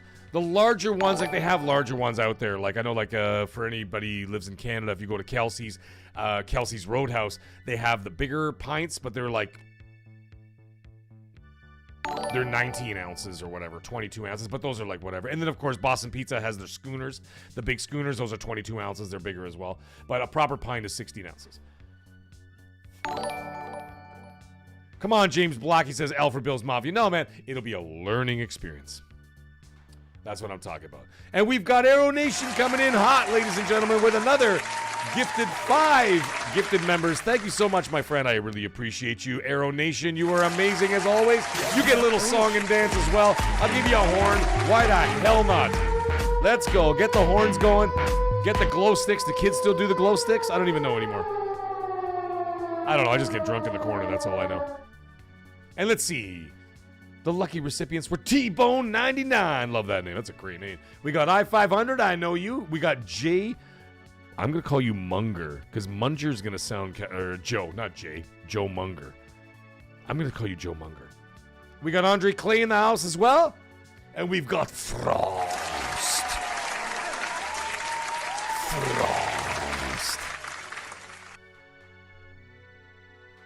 Magnum, a long neck is a pint here in Australia. Okay, dude, relax, bro. I didn't know. Don't send your kookaburras to come and attack me, okay? Just stay fair dinkum and everything will be fine.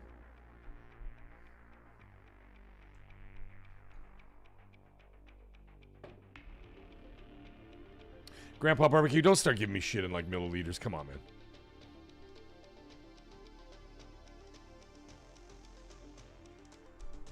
You give me stuff in milliliters, then I'm going to have to start doing conversions. We're not here to do mathematical conversions on alcohol, all right? We're here to drink alcohol and that's it. You fuckwit. I watch Australians get mad at each other on Instagram. I have joined so many of those like little groups. It's so funny. Yeah, there you go. Beat the cheater. You got it right.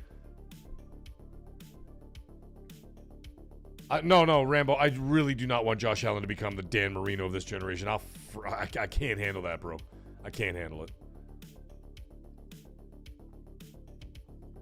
By the way, I don't know if you guys knew this, but these full-size Stella pint glasses have been discontinued. The ones with the gold rim on them. I have 3 cases of them that I unloaded. By the way, Aero Nation, thank you again, by the way. I appreciate you, brother. I appreciate you. I courteously unloaded from a restaurant I used to work in. Very big restaurant. And anyways, I found out that they were discontinued. And it's gotten to the point that if you want to buy some of these, people are selling them individually for upwards of $100 a glass now. Because you can't get them anywhere else in the world. And to back up that claim, I actually spoke to a few people in Belgium where my mother was born, by the way. My mother is Italian. My parents are both full-blooded Italian. But because of World War II, my mother was actually born in Belgium, not in Italy. So we still have family and stuff there, and you cannot get these glasses even in Belgium. So there you go. Arrow Nation's asking, he goes, what's the best platform to get a hold of you on? Well, Twitter, of course. If you follow me on Twitter, Middle Age Game Guy, that's with a GY at the end, of course. You can find me there on Twitter. You can find me as I Am the Mag on PlayStation. You can find me there. I always, and even Xbox, it doesn't really matter because on the phone apps, I get all the messages anyway. Whether I'm on the consoles or not, I will always get the messages. And I got a ton of people from both consoles always hitting me up, like people from Xbox, people from PlayStation, always hitting me up on there on the DMs and stuff. And I always answer everybody, every last person. I mean, sometimes it might take 4 or 5 days. Sometimes it takes a week if because sometimes some of those messages get lost in the mix, right? And if I'm like responding to 17 people and then all of a sudden I'm like, oh shit. And I scroll down, I'm like, dude, I am so sorry. I didn't see your message. Like it got whatever.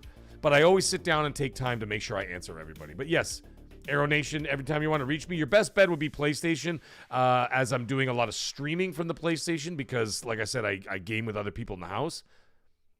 So I do a lot of third-party gaming on the PlayStation because I buy them all third-party there because my wife and I game share. I hope that answers your question. Alex, I'll just give you one. Grumpy Old Fart's asking a question. He's saying God of War Egypt PS6 launch title or not. I would imagine it will be not a launch title, but it'll be coming out for the PlayStation 6, yes.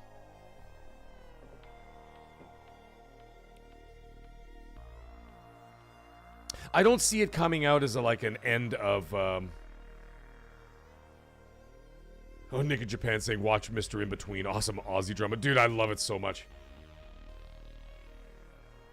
We do, Grandpa Barbecue, we do use the metric system, but liquid ounces is how we, like, I mean, it does say milliliters, like, on the side of the can, right? But it also, like, I just know, like, from working in all the years and all the decades I've worked in restaurants, that all of our pints were all done in ounces, right? But I'm sure you're probably right. It is 500 and something milliliters per pint or whatever else. It works out to about 16 ounces. So, yes, you're not wrong.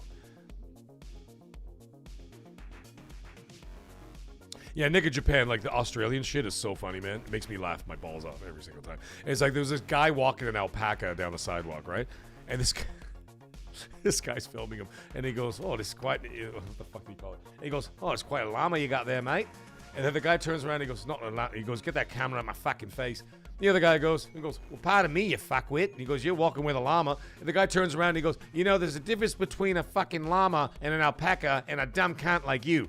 Right? And then they just go on and on and on. And I'm just pissing my pants because that's how Australians talk. Hey, they're the funniest people on earth, especially when they get pissed off. And of course, the big Aussie joke is when someone gets in a car accident, someone leans out the window and goes, "Mate, you can't park there." Watching people freak out is so funny. "Mate, you can't park there." I don't know where the hell that originated. I know it originated from Australia because a lot of people do it. And they keep filming themselves doing that and watching people absolutely freak out.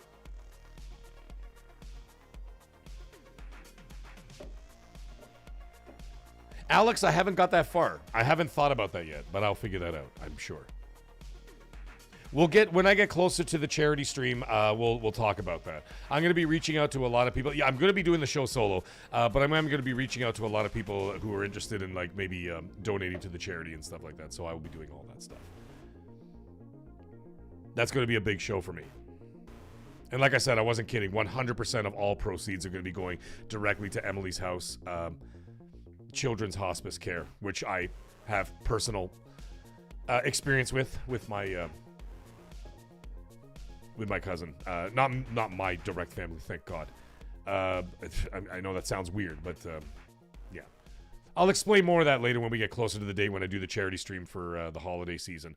But we'll talk about that. Anyways, to answer the question, God of War Egypt. Yes, there is... Okay, so from what I'm hearing, whether this happens in a timely manner or whether it doesn't, looks like what PlayStation is planning to do, which they do every friggin' generation, is the same shit. Okay, and the funny thing is, they've done this for 5 straight generations, and the best part is, when you get, like, these fanboys, whatever, whether they love PlayStation, hate PlayStation, most of the people that hate it say this stupid shit, and they're all like, they always got nothing, blah, blah. And I'm like, if you go back to PS1, PS2, PS3, PS4, and PS5, They have literally followed the same formula for 5 straight generations. And if you can't recognize the pattern, I'm surprised you can actually tie your own shoelaces. I'm surprised your mom doesn't still tie your shoelaces if you can't figure out the pattern. The beginning of the generation always starts off hot. And then there's a lull, but they'll still release a steady cadence of stuff, even if it's only 1 or 2 games a year. And then at the end of the generation, they fucking lay it on thick, bridging into the next generation. And the reason why they do that is because they get a big boost of hardware at the end of the generation and a huge boost of people adopting the new hardware in the next generation. They have literally done this for 5 straight generations. And we're going to see the same thing now. You're not going to get as many games right off of the bat, but apparently the word is, I'm not saying this is fact, but the word is, to answer your question, is that a ton of first party, because Sony is breaking records right now. You guys, I did a video about it, pissed so many people off, which I don't understand. And I'm like, all I did was report numbers and say it's great for the industry. Like, what the fuck is wrong with people? And anyways, people lost their damn minds. And I did, when they did their the quarterly reports, everything was through the damn roof. Everything up, up, up, up, up. Positive numbers across the board. And I'm like, this is great for the gaming industry. And I said it's great for Microsoft too, because Microsoft's a publisher now.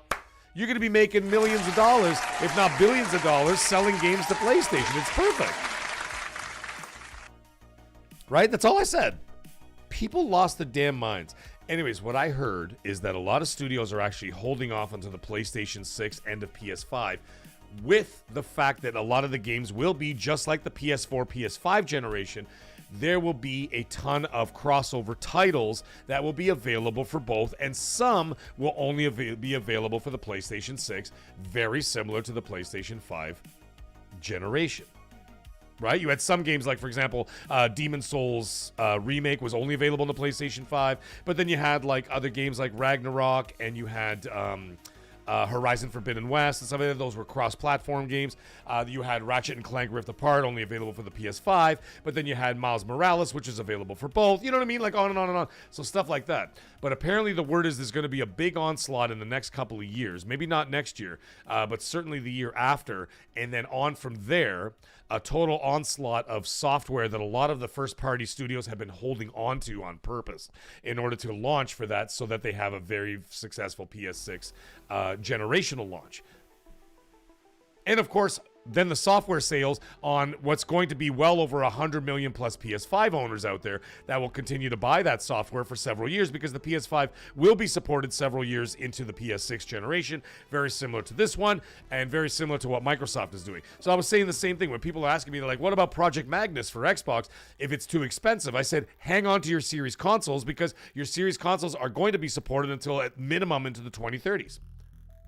And that's a fact. I know that is a fact. So that being the case, yo, One Eye, how you doing, buddy? We got Fuzzy Tomato showing up as well. Sorry, I didn't look at the chat for a few minutes there. It's okay. Listen, One Eye, listen, we're at the point now. The show was ended like an hour ago, but we're just having like some Q&A fun talk. So like we're talking about everything. We're talking about like hernia surgeries to penis sizes to video games. So we're doing all that kind of stuff, and I'm trying to answer every question I can. Kratos is going to chop Cleopatra.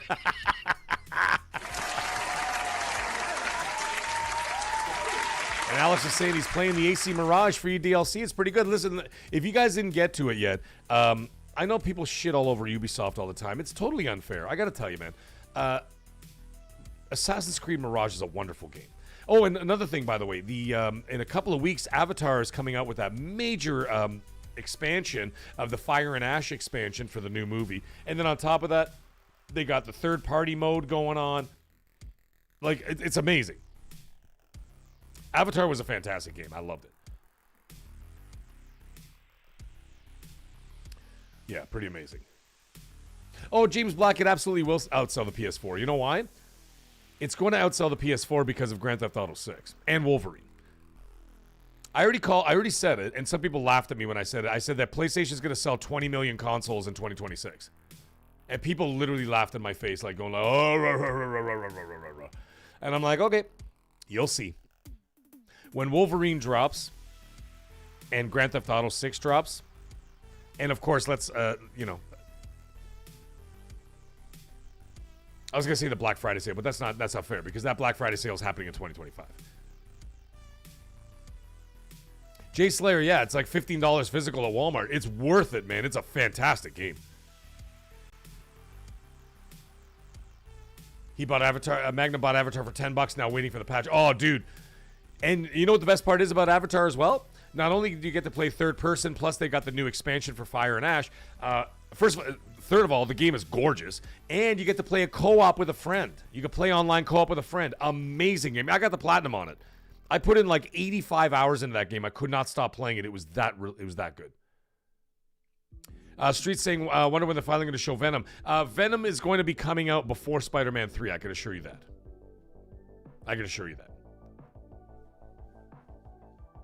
Because I know that there are cadence of releases that are coming up. The cadence of releases, which were switched around, by the way. It was supposed to be Venom, then Wolverine, then Spider-Man 3. But turns out Wolverine's development time was actually going to be ready. Now, it wasn't ready because they showed a trailer, but it's still a year plus away, right? But apparently their development time was actually moving along quicker than they had anticipated. So they flipped the release dates on that. They're putting Wolverine first, Venom next. They filmed a shitload of dialogue for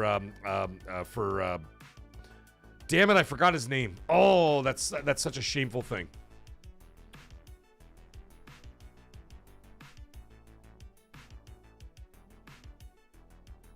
Tony Todd. There we go. Sorry, Tony Todd. God rest his soul. They recorded all his, like his family even said it. They're like, oh no, they recorded all his dialogue for his game that's coming up or whatever else, and it's going to be the same idea, like where Venom is going to be actually bigger than Miles Morales but smaller than Spider-Man 2. So it's going to be in between Miles Morales and Spider-Man 2 in terms of size. They already like before he passed, they recorded all his vocal, all his voice work, and his family even corroborated that. So they're saying, oh no, it's just going to be in Spider-Man 3. I'm like, no, it's not. It's going to be a Venom game. They're also working on an X-Men game. I don't know if I'm supposed to tell you that, but I'll tell you anyway. They're working on an X-Men game, and on top of that, they're doing Spider-Man 3. Now, the reason why Spider-Man 3 is going to take so long is they also wanted to give that game a little time to breathe because they released 3 of them too close together, in my opinion. Like, within 4 years, they released Spider-Man, Spider-Man Remastered, Miles Morales, and Spider-Man 2. 4 games in 4 years. Fuck off. That's enough Spider-Man. Like, let it rest for 10 years. You know what I'm saying? So they're gonna explore these other characters. Like I said, Wolverine. They're looking at X-Men. I've seen some footage of X-Men. Now, I also saw some footage of Jean Grey and stuff like that, but Jean Grey, I believe, is in the Wolverine game. However, they were also toying around with the idea of an actual X-Men game. And then they're also working on what they're calling propulsion tech for Spider-Man 3.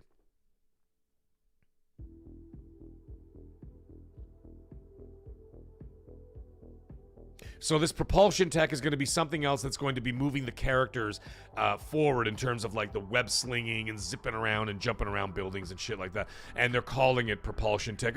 I mean, that's not the official name of it or whatever, but that's the name that I've heard that they've been calling it. It's some kind of new propulsion tech they're using for Spider-Man 3. It hasn't even been completed or perfected. It's just something that they're working on. So while they're working on that, it is what it is. Oh, Grumpy Old Fart is saying, I played the leaked Wolverine. It was short but nice. Wow. It's pretty amazing, bro.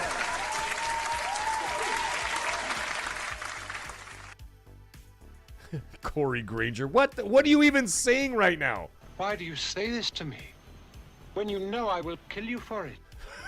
I like eating Legos and playing with MASH. Well, I don't understand why. You shall not pass! But it's okay, Corey Granger. You can stay. Why would I get ready? Fuzzy Tomato, did I even say hi to you yet? I'm not even sure.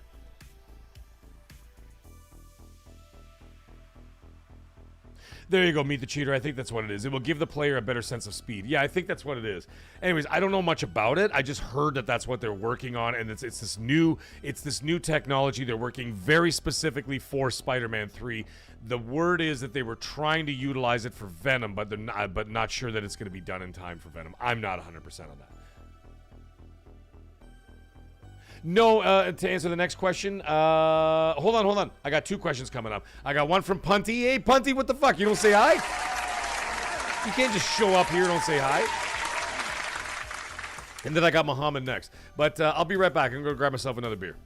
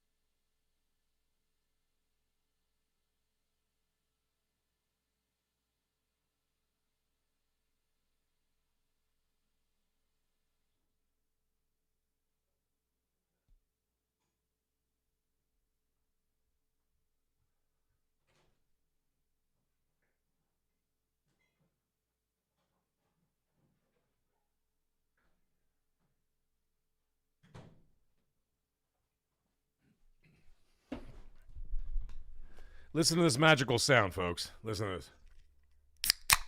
Oh, fantastic. I'm just pouring myself another pint, then we'll turn the camera back on. Yo, kid, how's it going, buddy? What did I miss? You missed 3 hours. I did a 2-hour MAGGCAST, and now we're just having a question-answer period with the chat. But, of course, because you missed the last 2 hours, you have to drop at least a $25 super chat for me to even talk to you now. Because I'm offended. I'm offended that you haven't been here the whole time. And the Great Waz here, too. You also owe at least $25. Otherwise, I'm going to have Magnum and Meet the Cheater throw you out from the chat. Get in there and fight, maggot. Welcome, guys. How you guys doing? No Cam drunk, dude. Nah, I ain't drunk. Okay, so anyways, I got some questions I got to ask. I got to answer here. And Punty's asking, he goes, fun question. Would you or anyone in the chat, if offered $10 million, would you stop gaming for 10 years? Or for $100 million, stop gaming for the rest of your life? Dude, that is insane.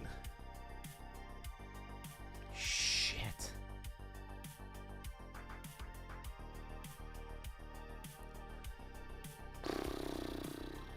You know, I don't think I could do it, man. I don't think I could do it. Oh, the Great Wow, you've been here the whole time.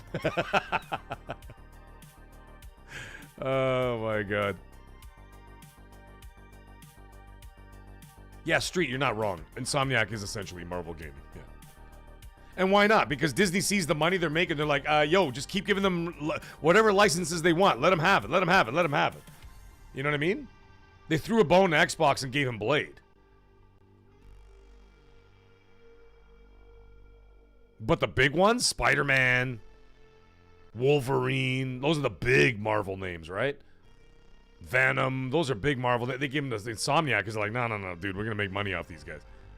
And they're probably just trying to think up. They're probably just thinking of like, you know what? Let's give Xbox Blade and see what they could do with it. If they turn it into something big, we'll throw them another bone. We'll give them something else. I don't know. Whatever else is there. There's tons of characters to choose from. Punty, to answer your question, dude, I don't think I could do it, man. Because, you know, the thing is, I could probably do it. Because if you gave me $10 million, I would have plenty of money to do other stuff. You know. I could be into sailing. I could go, I don't know.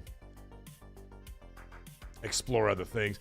I could, you know, watch movies and television shows that I already do now, whatever, but I have to exclusively do that. But then the thing is, when it comes to a point where I'm like, you know what, I just want to sit on the couch and play some fucking games, man. And plus, gaming is also great for therapy for me. I know I could also get therapy and all those other things, but like, you know, I have like a lot, I've told you guys before, I have some pretty extreme anxiety issues. And as a result of that, gaming actually helps me quite a bit. So, you know what, to answer your question, no, I don't think I could do it, man. I don't think I could do it.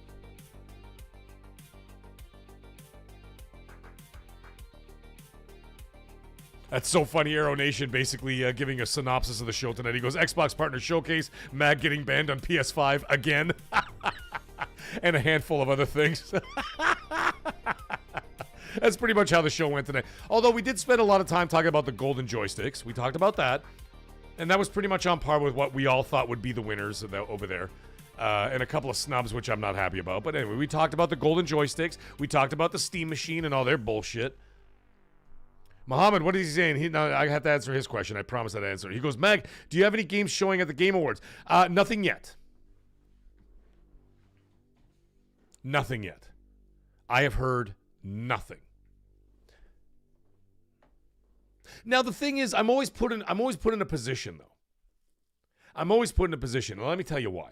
Because last year, when I first started the channel, the second video, I think it was, the first or second video that I ever released, I got shit on by a lot of people because I leaked weeks in advance because I talk to people, whatever. I leaked weeks in advance that Ninja Gaiden was going to be revealed at the Developer Direct, which I was right, obviously.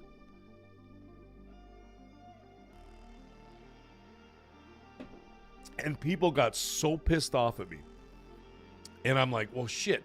People want to know, but then when I tell them, they get mad that I spoiled the show for them. Right? Not everybody, but I'm just saying, like, a lot of people got mad that I spoiled the show. They're like, you spoiled the surprise. I'm like, but people wanted to know. Like, people kept asking me about it, right?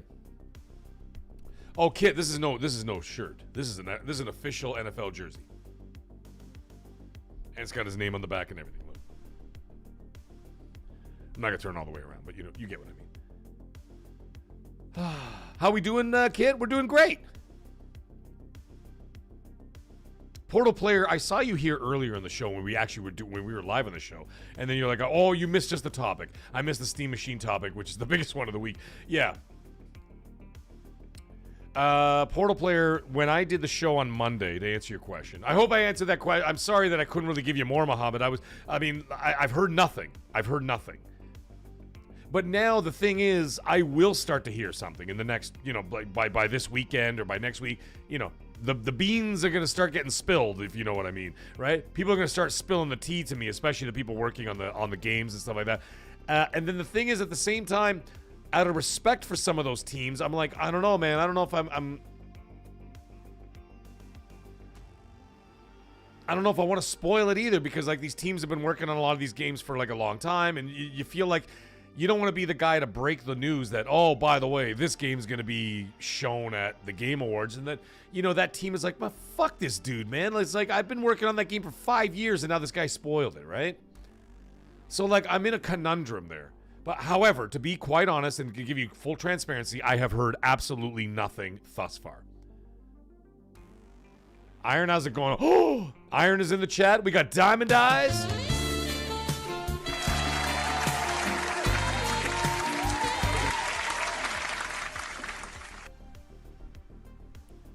How you guys doing out there? James Black is like, if you get wind of a new Dead or Alive game, please spoil it for me. I absolutely would.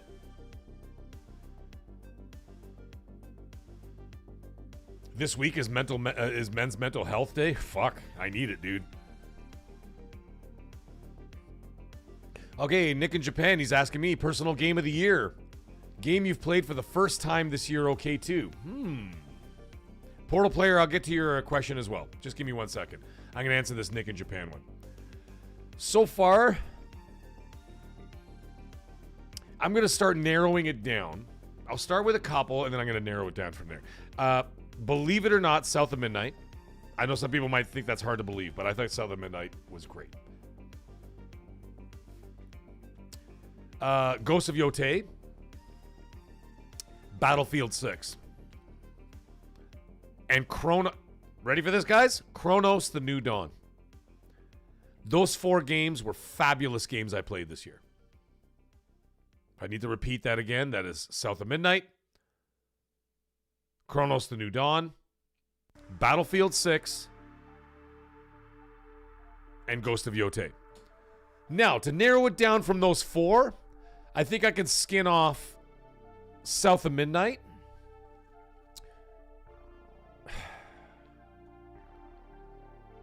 God, Battlefield 6 was so fucking good. Oh my god, I forgot Split Fiction was this year. Oh, jeez. Ironballs, I'm doing great, buddy. I'm doing great.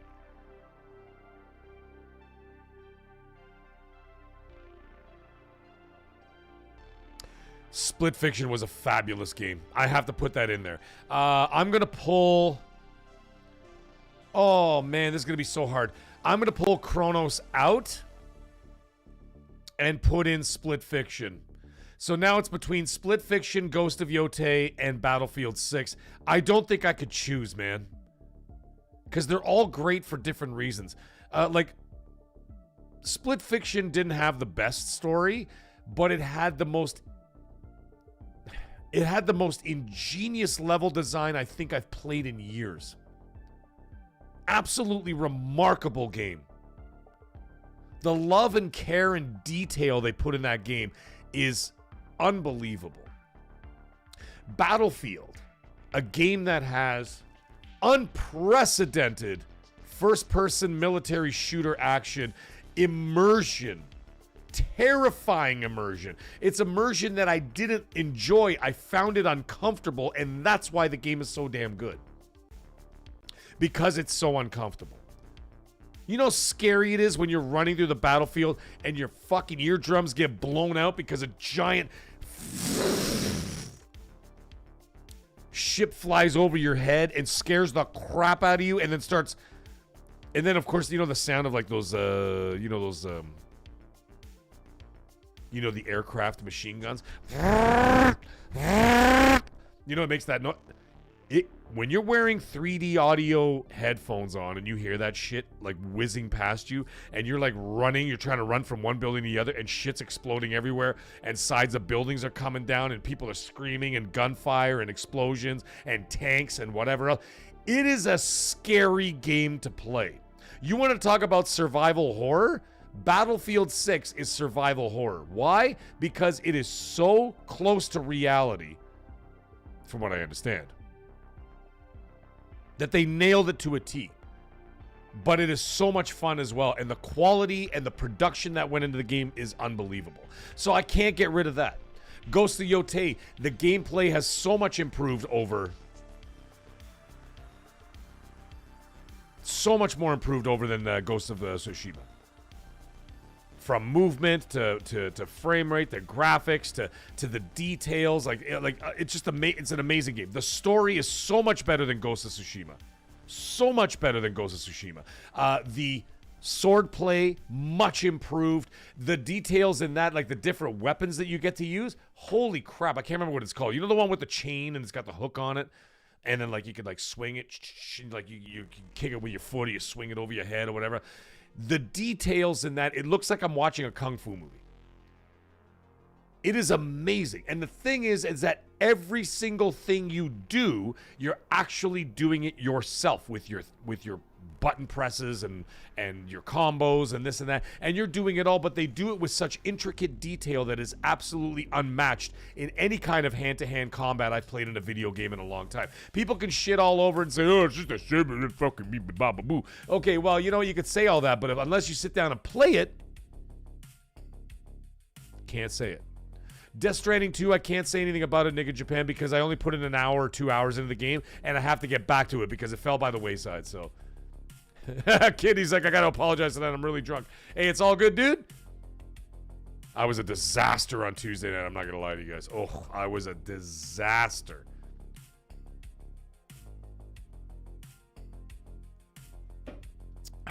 But it is what it is.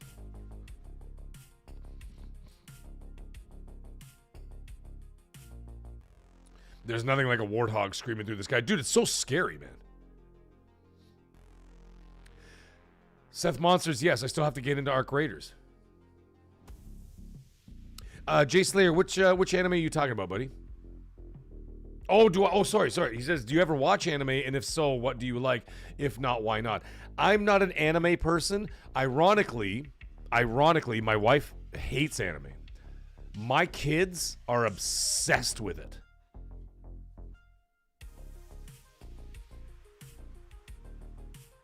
My kids are obsessed with anime. My son watches like the Dragon Ball stuff. He watches what the hell's it called? One Punch Man. What's the other one with where they did the Netflix show? They got season 2 out coming out soon.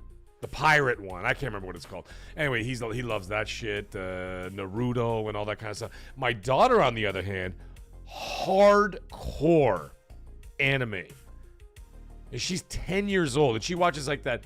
Like, never mind like the Demon Slayers and all that other shit. She watches that other stuff. I can't remember the name of it. It's like death. I don't know, death drones or so. Oh, One Piece. Thank you, Arrow Nation. Thank you. She watches like murder drones. That's what it's called. She's like murder drones and all this other stuff. And then the crazy thing is, when my daughter will say stuff, she now can speak. Like, she actually says entire sentences in Japanese now. And fluently, because you got to remember, kids are like sponges, right? They pick up that shit quick. Like, for example, if I decided, let's just say, for argument's sake, I decided to move to Japan tomorrow, okay? I packed up the whole family. Guys, we're all going to Japan. We're all going to go work for Sega. I don't know what the hell we're going to do there. We're going to go work for Capcom. Anyway, we're all moving to Japan. I guarantee in less than a year and a half, both of my kids will be speaking fluent Japanese. You know what I mean? That's exactly what would happen. Because kids are sponges. They pick the shit up. They pick it up. They get into conversations with people. They learn words, whatever. Because they're still at that learning stage of their life. We, however, in our older age, we still learn. There's no question. We still learn. However, the thing is, when you do learn, we learn at a different pace because we've already been sort of set in the way we do things. And like Yoda had said, you must unlearn what you learn. So the problem is, it would take us 10 times longer because we would have to unlearn, well, in my case, it being 50, you would have to unlearn 50 years of knowledge and have to reset your brain from 50 years of training to go back and do, you know, to learn a different culture, to learn a different language and all that kind of stuff. It's much more difficult. But a child could do that. My daughter, immediately she could start speaking Japanese like nothing right now. And I'm like, what the fuck? This is awesome. It's so cool. And like, she could just spit out like 2 or 3 sentences in full Japanese like it's nothing. It's wild to me, man. It's wild. Anyways, I encourage it. I'm like, no, you guys watch that shit. It's great. You know why it's great? Because there's no like, whatever. It's just like no holds barred. They just do their thing. They do it for the art, man. The Japanese do it for the art. They don't give a fuck. Not like here, everything's got to be politicized, everything's got to be racial, it's got to be politics, it's got to be gender identity. Guys, shut the fuck up and just make a good show. Japanese don't care. They just like, listen, man, we're making a show, it's going to be badass, and that's all there is to it. The only problem is that I'm just not into it. So, like, for me, it's like, you know what I mean? Like, I'm just not into it. But I'm glad the kids are into it, and I'm glad they're really enjoying it, so it's wonderful. Death Note, that's another great one, man. Death Note is great. I actually got to say, Death Note is really good. Yeah, my daughter's into, like, this murder. I bet you if you actually talk to, like, your kids, any of you guys out there. Oh, Nick in Japan, I'm sure it is. He goes, anime is a bad idea for learning Japanese, to be frank. No, that's not what I mean. What I was just trying to say is that it's remarkable how much they pick up on the language. It's actually pretty amazing. And Kit, dude, you're gonna make me cry in this chat, man. Don't do this to me, brother. Don't do this to me. You don't know how much I want to do this, brother. You have no idea. Like, I know we're just shooting the breeze right now. It's been an hour and a half of us just shit talking or whatever else, and it's not really. Yeah, we're talking gaming stuff. Kid is saying play some Yoda footage. Okay, fine. Maybe I'll do that. Maybe I'll do that just for you.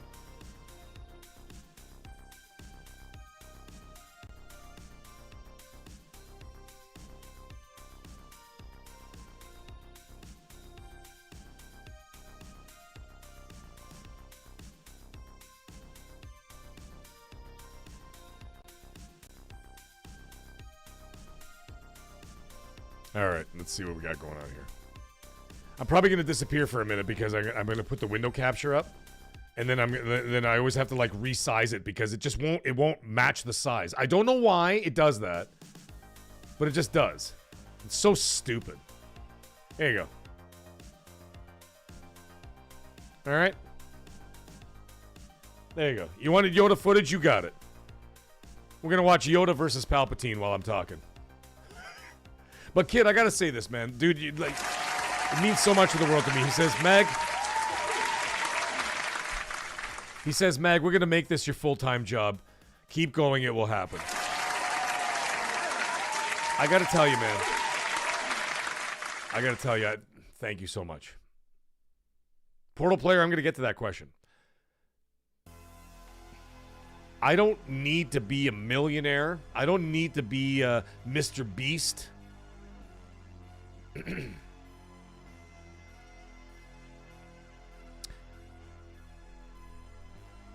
Everything I've done in my career, my life, up to this point, I've always made sure I did it 100%.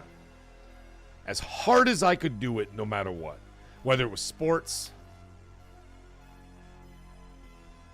whether it was school, university, music, being an executive chef, being a professional piano player before that, doing everything that I've done in my life. I mean, being an executive chef has been the longest thing. I've been almost 30 years. But I always excelled at everything, and it's that's not like an arrogant way. It's because I put 100% of everything into what I do, and because of that, you know, I feel that like I've always succeeded, whatever. But I knew that deep down in my heart, I always knew the whole time. And even when I used to be part of like drama schools, and I used to be part of drama companies and stage productions, and I used to do stuff on TV, even with the cooking stuff, whatever else. I always knew I was meant to entertain, and whether what kind of entertaining that was, it was never really set. I just knew that I needed to be in front of a microphone, in front of a camera, and I knew I needed to be talking. And the thing is that I know that as you get older, you're not supposed to. I know a lot of us guys are older, you know. Is that there's a saying out there that's saying that the older you get, the more you spend time regretting what you've done in your life, right? Is you living in regret as you continue to get older, because you're basically just replaying all the regretful things or whatever, or things that you miss. Oh, I should have done this. I should have done that. I shouldn't have done this. I shouldn't have done that. But I've come to a point in my life where I'm just like, you know what? Fuck it. I'm tired of being abused. I'm tired of being treated by shit. I'm tired of working for asshole bosses. I am tired of all that stuff. I'm tired of being beaten down daily for one reason or another. And so I got to a point now where I'm like, you know what? I need to, before I fucking die on this planet, whenever the hell that is, I need to be doing what I was meant to be doing. Ever since I was a kid, I was always entertaining people, making people laugh, talking about shit. And every time I talked, I would always draw an audience. And it's just like, you know, people would be like, oh man, there's just something every time you talk. I just feel like I need to listen. And I'm just like, okay, cool. And I'm like, then I realized after all this time, it only took me 50 friggin' years to figure that I think that this is what I was supposed to be doing the whole time. But it's okay. It's better to figure it out eventually than never figure out at all. And I was meant to do this, man. I was meant to do this. And I can feel it in my... I feel that this is my destiny. It's the stars are lining up in a certain way to tell me that this is what I need to be doing. And I just need to be plugging away to do it. And if I have to do other stuff in the meantime in order to just pay bills and do whatever, I don't care. I will continue to do all that bullshit just to pay bills and whatever else and get by and all that kind of stuff. And my wife works like a dog. But I know that this is my destiny. I know it in my heart of hearts. This is what I was supposed to be doing. It's so funny I'm saying all this shit while I got Darth Vader and Obi-Wan Kenobi having like an epic battle. As I'm saying like all this stuff, I got Obi-Wan and Kenobi and Darth Vader having an epic battle in the background. Hey man, you guys wanted Star Wars. There it is. Hey, Zeb Bird, how you doing, buddy? You just got back from league bowling. Amazing.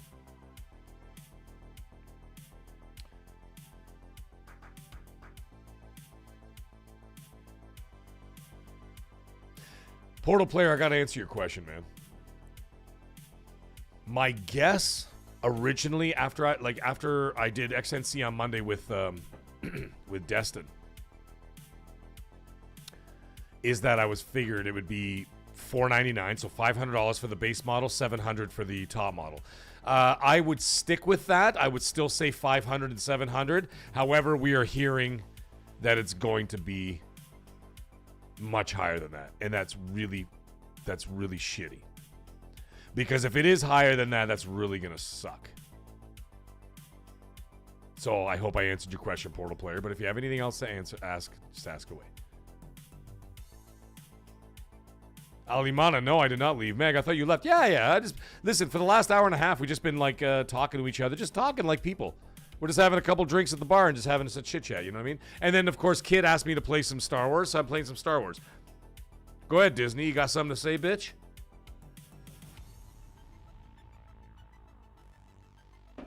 You done fucked up Star Wars so much, it's not like I can fuck it up anymore by having it on the screen. Noisy Mofo, thank you so much, man. Portal Player, thank you too, buddy. All you guys, every single last one of you, man. Let's see what everybody's saying in the chat here. Mag and I and Storm got me start creating again. Much love to both of you legends. Thank you, brother.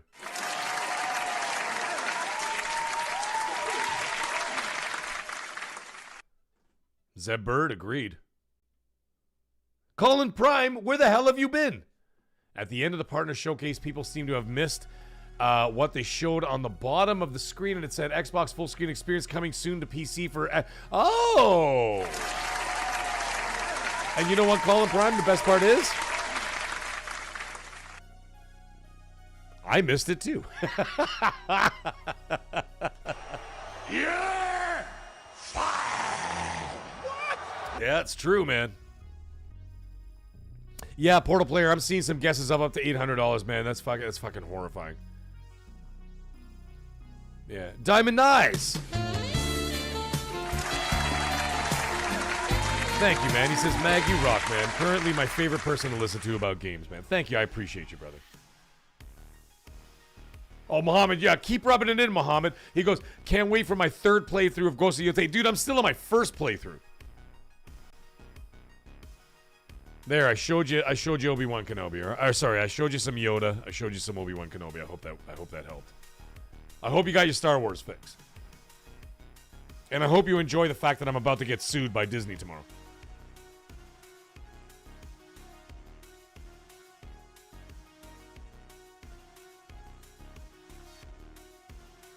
Kit, you're absolutely right, man. He goes, can I say that this is the best community ever? Yeah, dude, it is. It really is, man.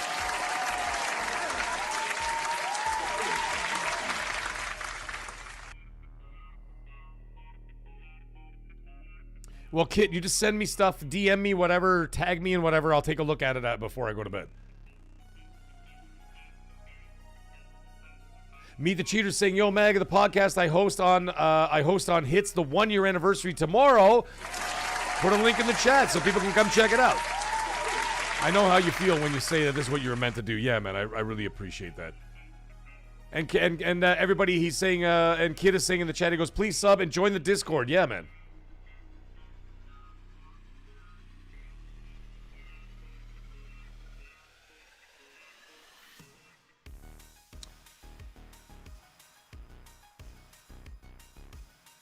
Thank you, Portal Player. Grandpa Barbecue Game Cat, you guys are awesome too. Grumpy Old Fart, thank you guys for the support there as well. I see what you guys are saying. I didn't want to read out everything that everybody's saying, but you know what I'm talking about. You guys know what I'm talking about. However, I think I'm going to sign off now. It's well past midnight over here in Toronto, Canada. Yeah, Mohammed, you might actually get that God of War 2D because I think that's coming out this generation.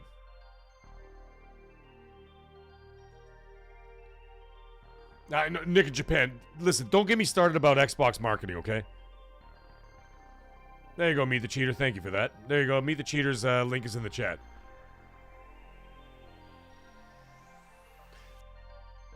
Don't get me started on the Xbox marketing, okay? These guys don't know what the fuck they're doing. Can you imagine that they basically leaked Silent Hill 2? The game is already available to buy in other like regions, and then on top of that, the achievements list has already leaked. Everybody's already read it, and then you don't announce the game? What are you doing? You have no idea what you're doing. Xbox marketing needs to be fired. No ifs, ands, or buts. I don't care how much you lick Xbox's balls. They need to be fired. You have to admit it. Please, stop lying to yourself. You can't spin this any other way. They don't know what they're doing. It's an embarrassment. And the fact that Microsoft... You know what? If I was Amy Hood and Satya Nadella, I'd be fucking pissed off too. Because you're paying these fucking clowns 7 figures and they don't know what they're doing. Meanwhile, there's this jackass sitting here in Toronto, Ontario, Canada, in his arcade in the basement, who has better ideas than a guy who's getting paid $1 million plus. You guys suck! Yeah! What? There you go. There you go. There's my rant about Xbox marketing. You have a big game like Silent Hill 2 about to drop, and you fumble the ball on the 1-yard line. Please, by all means, defend it. I'm right here. I'm right here. Please defend it. Please defend it.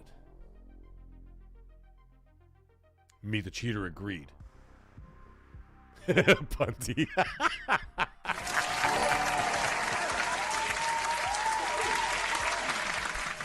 Listen, man. I'm serious when I say these things, but when I go off, everybody's just like, he takes it too seriously. What's his problem? And I'm like, you guys don't know who I am. You guys don't get it. Like, I mean what I say, but a lot of like the freakouts are just tongue in cheek. You know what I mean? A lot of it is just tongue in cheek stuff. But that's just the way it goes. Just the way it goes. Just having some fun. You know what I'm saying? And without a second's hesitation, Arrow Nation drops another 5-bomb. Oh, there he goes. Thank you so much, Arrow Nation. My God, you've been on fire tonight, man. Thank you very much. I appreciate that. He drops another 5-bomb. Unbelievable. Thank you also for the support. And listen, all the new channel members out there, I'm going to give you the same spiel, okay? You guys know what's up. You guys got, like, emojis going on. I see you hiding in the chat. I didn't see you talking. Hades. No Time Pete. I don't see you guys talking in the chat.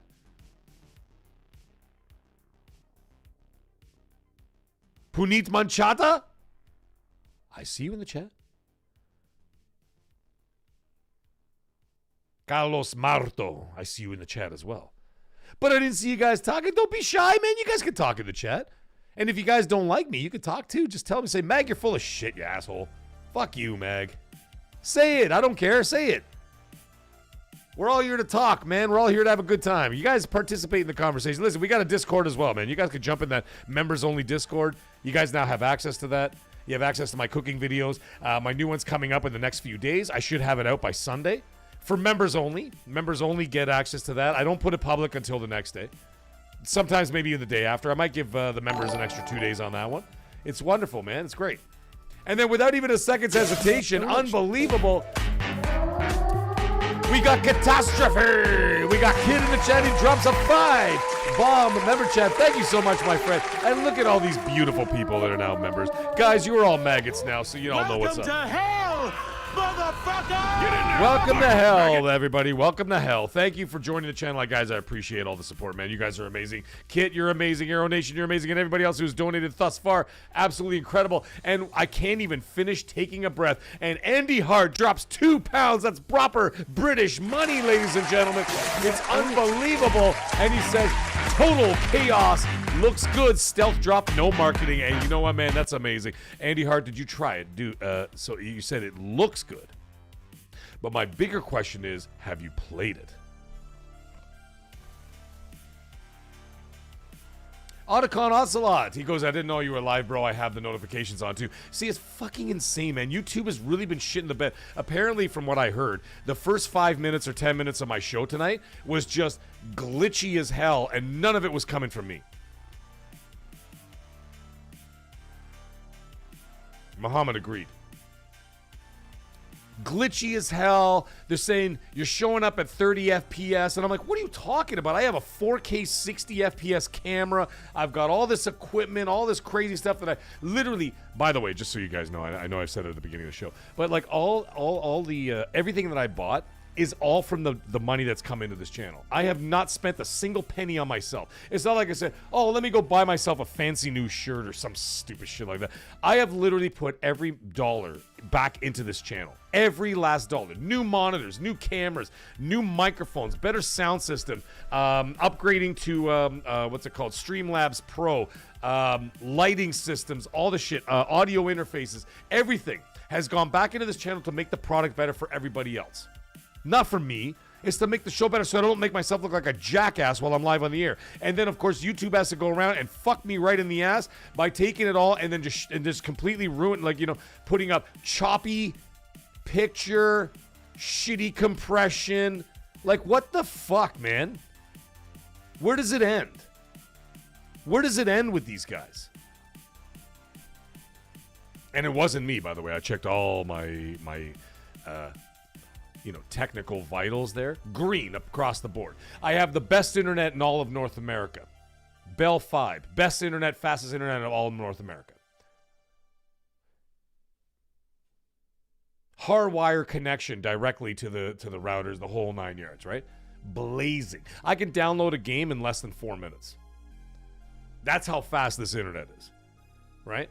And then YouTube turns around and goes, don't worry, sir. We know that you just spent every dollar that was donated to your channel to make yourself look better. Don't worry, sir. We'll shit the bed for you, buddy. Thanks, bud. Thanks, guys.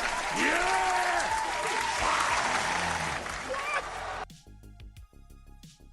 Aiden in the chat saying, whoever gave the membership, I want to thank you very much. I believe your membership came from Kit. Mr. Evil, listen, Mr. Evil, you haven't said a single fucking word in this chat the whole night, and I know you've been there the whole time.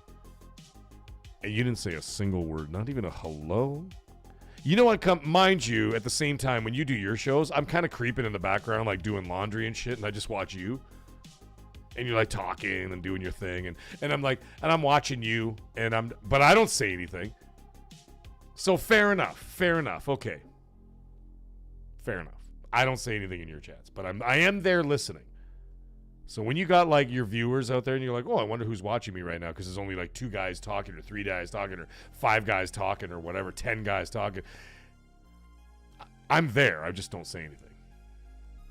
But I'm just usually doing that, like, for example, like tomorrow, I like put save to watch later for a bunch of podcasts that I have to catch up on because I was out of town. And I have to go rake the leaves tomorrow at some point because I can't play any fucking games. Because Sony suspended my account. Man, you never know. Actually, maybe they reinstated it. I'll check it right after I'm done here. But I got to rake the leaves tomorrow, man. I got a bunch of yard work I got to deal with. It's going to take me hours. So what do? I take my phone, keep it in my pocket, put my headphones on. And then I listen to my podcast and I catch up on all the podcasts while I'm like, you know, doing housework and this and that. And I got to do laundry and some other shit tomorrow. Like I'm a homebody tomorrow. I got a bunch of stuff to do around the house tomorrow. I got to boil beets tomorrow.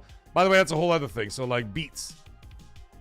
Andy Hart, thank you so much for that super chat, brother. I appreciate you, man. But, Andy Hart, I need you to answer in the chat if you've actually played Total Chaos or are you just saying it looks good. Eamon 3080's in the chat. How you doing, buddy? He goes, hey, bro, have you played Grounded 2? I have not. I played Grounded 1, and it wasn't my game. It wasn't for me, man. I tried. I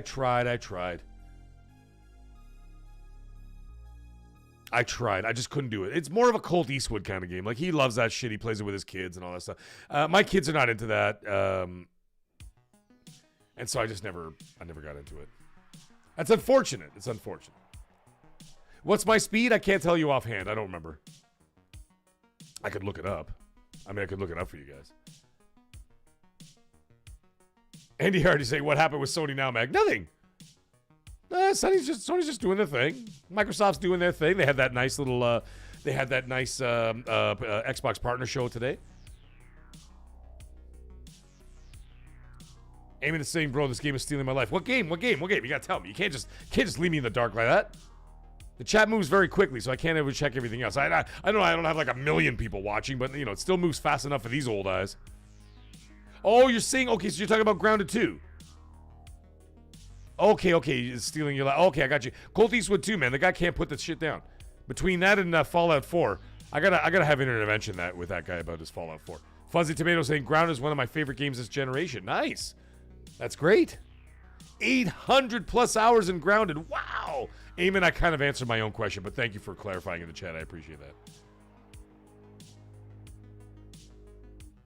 There you go, Kit. Thank you so much, man. I appreciate you.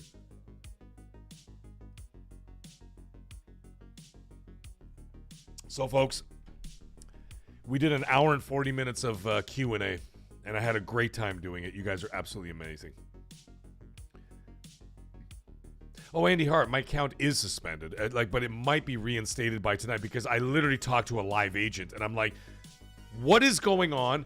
And then when the guy disappeared for like 5 minutes while they're playing the elevator music, they're like, your call is important to us. Your call is important to us. Please stay on the line, and an agent will get back to you as soon as possible. Right? Anyways, when he came back and he goes, sir, I am so sorry. And I'm like, okay, what's going on? Like, what the hell has happened? And like, it's a mistake on our part. You actually don't owe anything. Whatever. Oh, Punty, there you go. Okay, maybe that's what the number is. He goes, at 8 and 342, he goes, mag speed is 1.5 terabyte fiber. There you go. Whatever the hell that means. I don't know. 1.5 terabyte fiber. Dude, it's fucking ridiculous. It's the fastest. It's so ridiculously fast. It's insane. Like, when I download stuff, not from, like, Pirate Bay, you know, just stuff, like, a movie in like a minute and a half. It's fucking ridiculous how fast it is. And then when you've got the what's it called? When you got the Ethernet, I got the gold-tipped Ethernet connection. Whew. Or whatever. Yeah. It's insane. Yeah. So anyways, whatever. Yeah, so the dude was just like the dude was like, I am so sorry we banned your account. We will unban it in the next 1 to 3 business days. And I literally said to him, I go, are you kidding? A mistake on your end, and I've got to wait 1 to 3 business days? And I'm like, I expect this to be up tomorrow when I wake up out of bed. With the amount of money I give those clowns, you're going to fuck around with me? You're going to find out. And you don't want to find out. I'm like, are you guys insane? So anyways, they messed up on their end or whatever. And they said that my account was suspended indefinitely because of a debt. So I go, what debt? I just bought Call of Duty. What else did I buy on there? Call of Duty, Little Nightmares 3, Battlefield 6, all within like a couple of weeks of each other. And all those charges went through. And how do I know that? Because I went to the credit card company. I go, did all these charges go through? They go, yeah. I go, okay. So I had some ammunition, right? So I went back to them and they're like, it's a mistake on our part. I'm like, so I have to suffer because you fucked up. Y'all should be giving me like a fucking voucher for like $50. Minimum $50. Here's a voucher. Sorry for your inconvenience, Sir Mag. But no, it's okay. It's fine. They're reinstating it. But I'm going to check it right after this before I go to bed. But anyways, either way, it's 12:30 over here, folks. I got to get going. Listen, man, we did almost 2 hours of Q&A tonight. That was awesome. I enjoyed every minute of that. But we will do this again next week. However, if my account is reinstated by tonight/tomorrow, I will put it out there on this channel. I'll put a post on this channel. You'll all get the notification, and I'll say that I'm on. And then we will have a Call of Duty night tomorrow night. We'll have some fun. All right. So any community members out there, channel members get first dibs, of course. Top tier maggots get #1 pick, of course, above everybody else. And we will play some Call of Duty tomorrow night and all that kind of jazz. However, we have to wait and find out if my account got reinstated. So we shall see from there. But from there, yeah, Saturday out of the question. I'm going to the Tequila Expo. And by the way, the Tequila Expo that I'm going to, is also going to have live Lucha Libre wrestling. I am so fucking excited. You have no idea. Lucha Libre wrestling live in the flesh. And I'm going to be standing ringside, drinking tequila, watching Lucha Libre. Nacho Libre. We're going to be watching some Lucha Libre wrestling live in the flesh and funky fresh. I can't wait for it. So Saturday's out of the question anyway. And then hopefully by Sunday, everything will be resolved. Hopefully by tomorrow, everything will be resolved. But either way, you'll find out. But anyways, thank you guys all for all the support. And then, of course, listen, if this Silent Hill 2 thing like officially drops, whatever, hit me up, send me some links. I want to check it out. Maybe I'll do a video about it tomorrow about how Microsoft marketing doesn't know what they're doing. But anyways, everybody have yourself a great night. Stay magnificent. Thank you so much for coming out and joining once again another epic, damn near 4-hour podcast. Absolutely amazing. Had such a great time, and thank you guys all for the support. Truly love you guys and everything else. So we will talk to you guys all real soon. And hey, like I said, if I'm back on the system tomorrow, we can go gaming tomorrow night.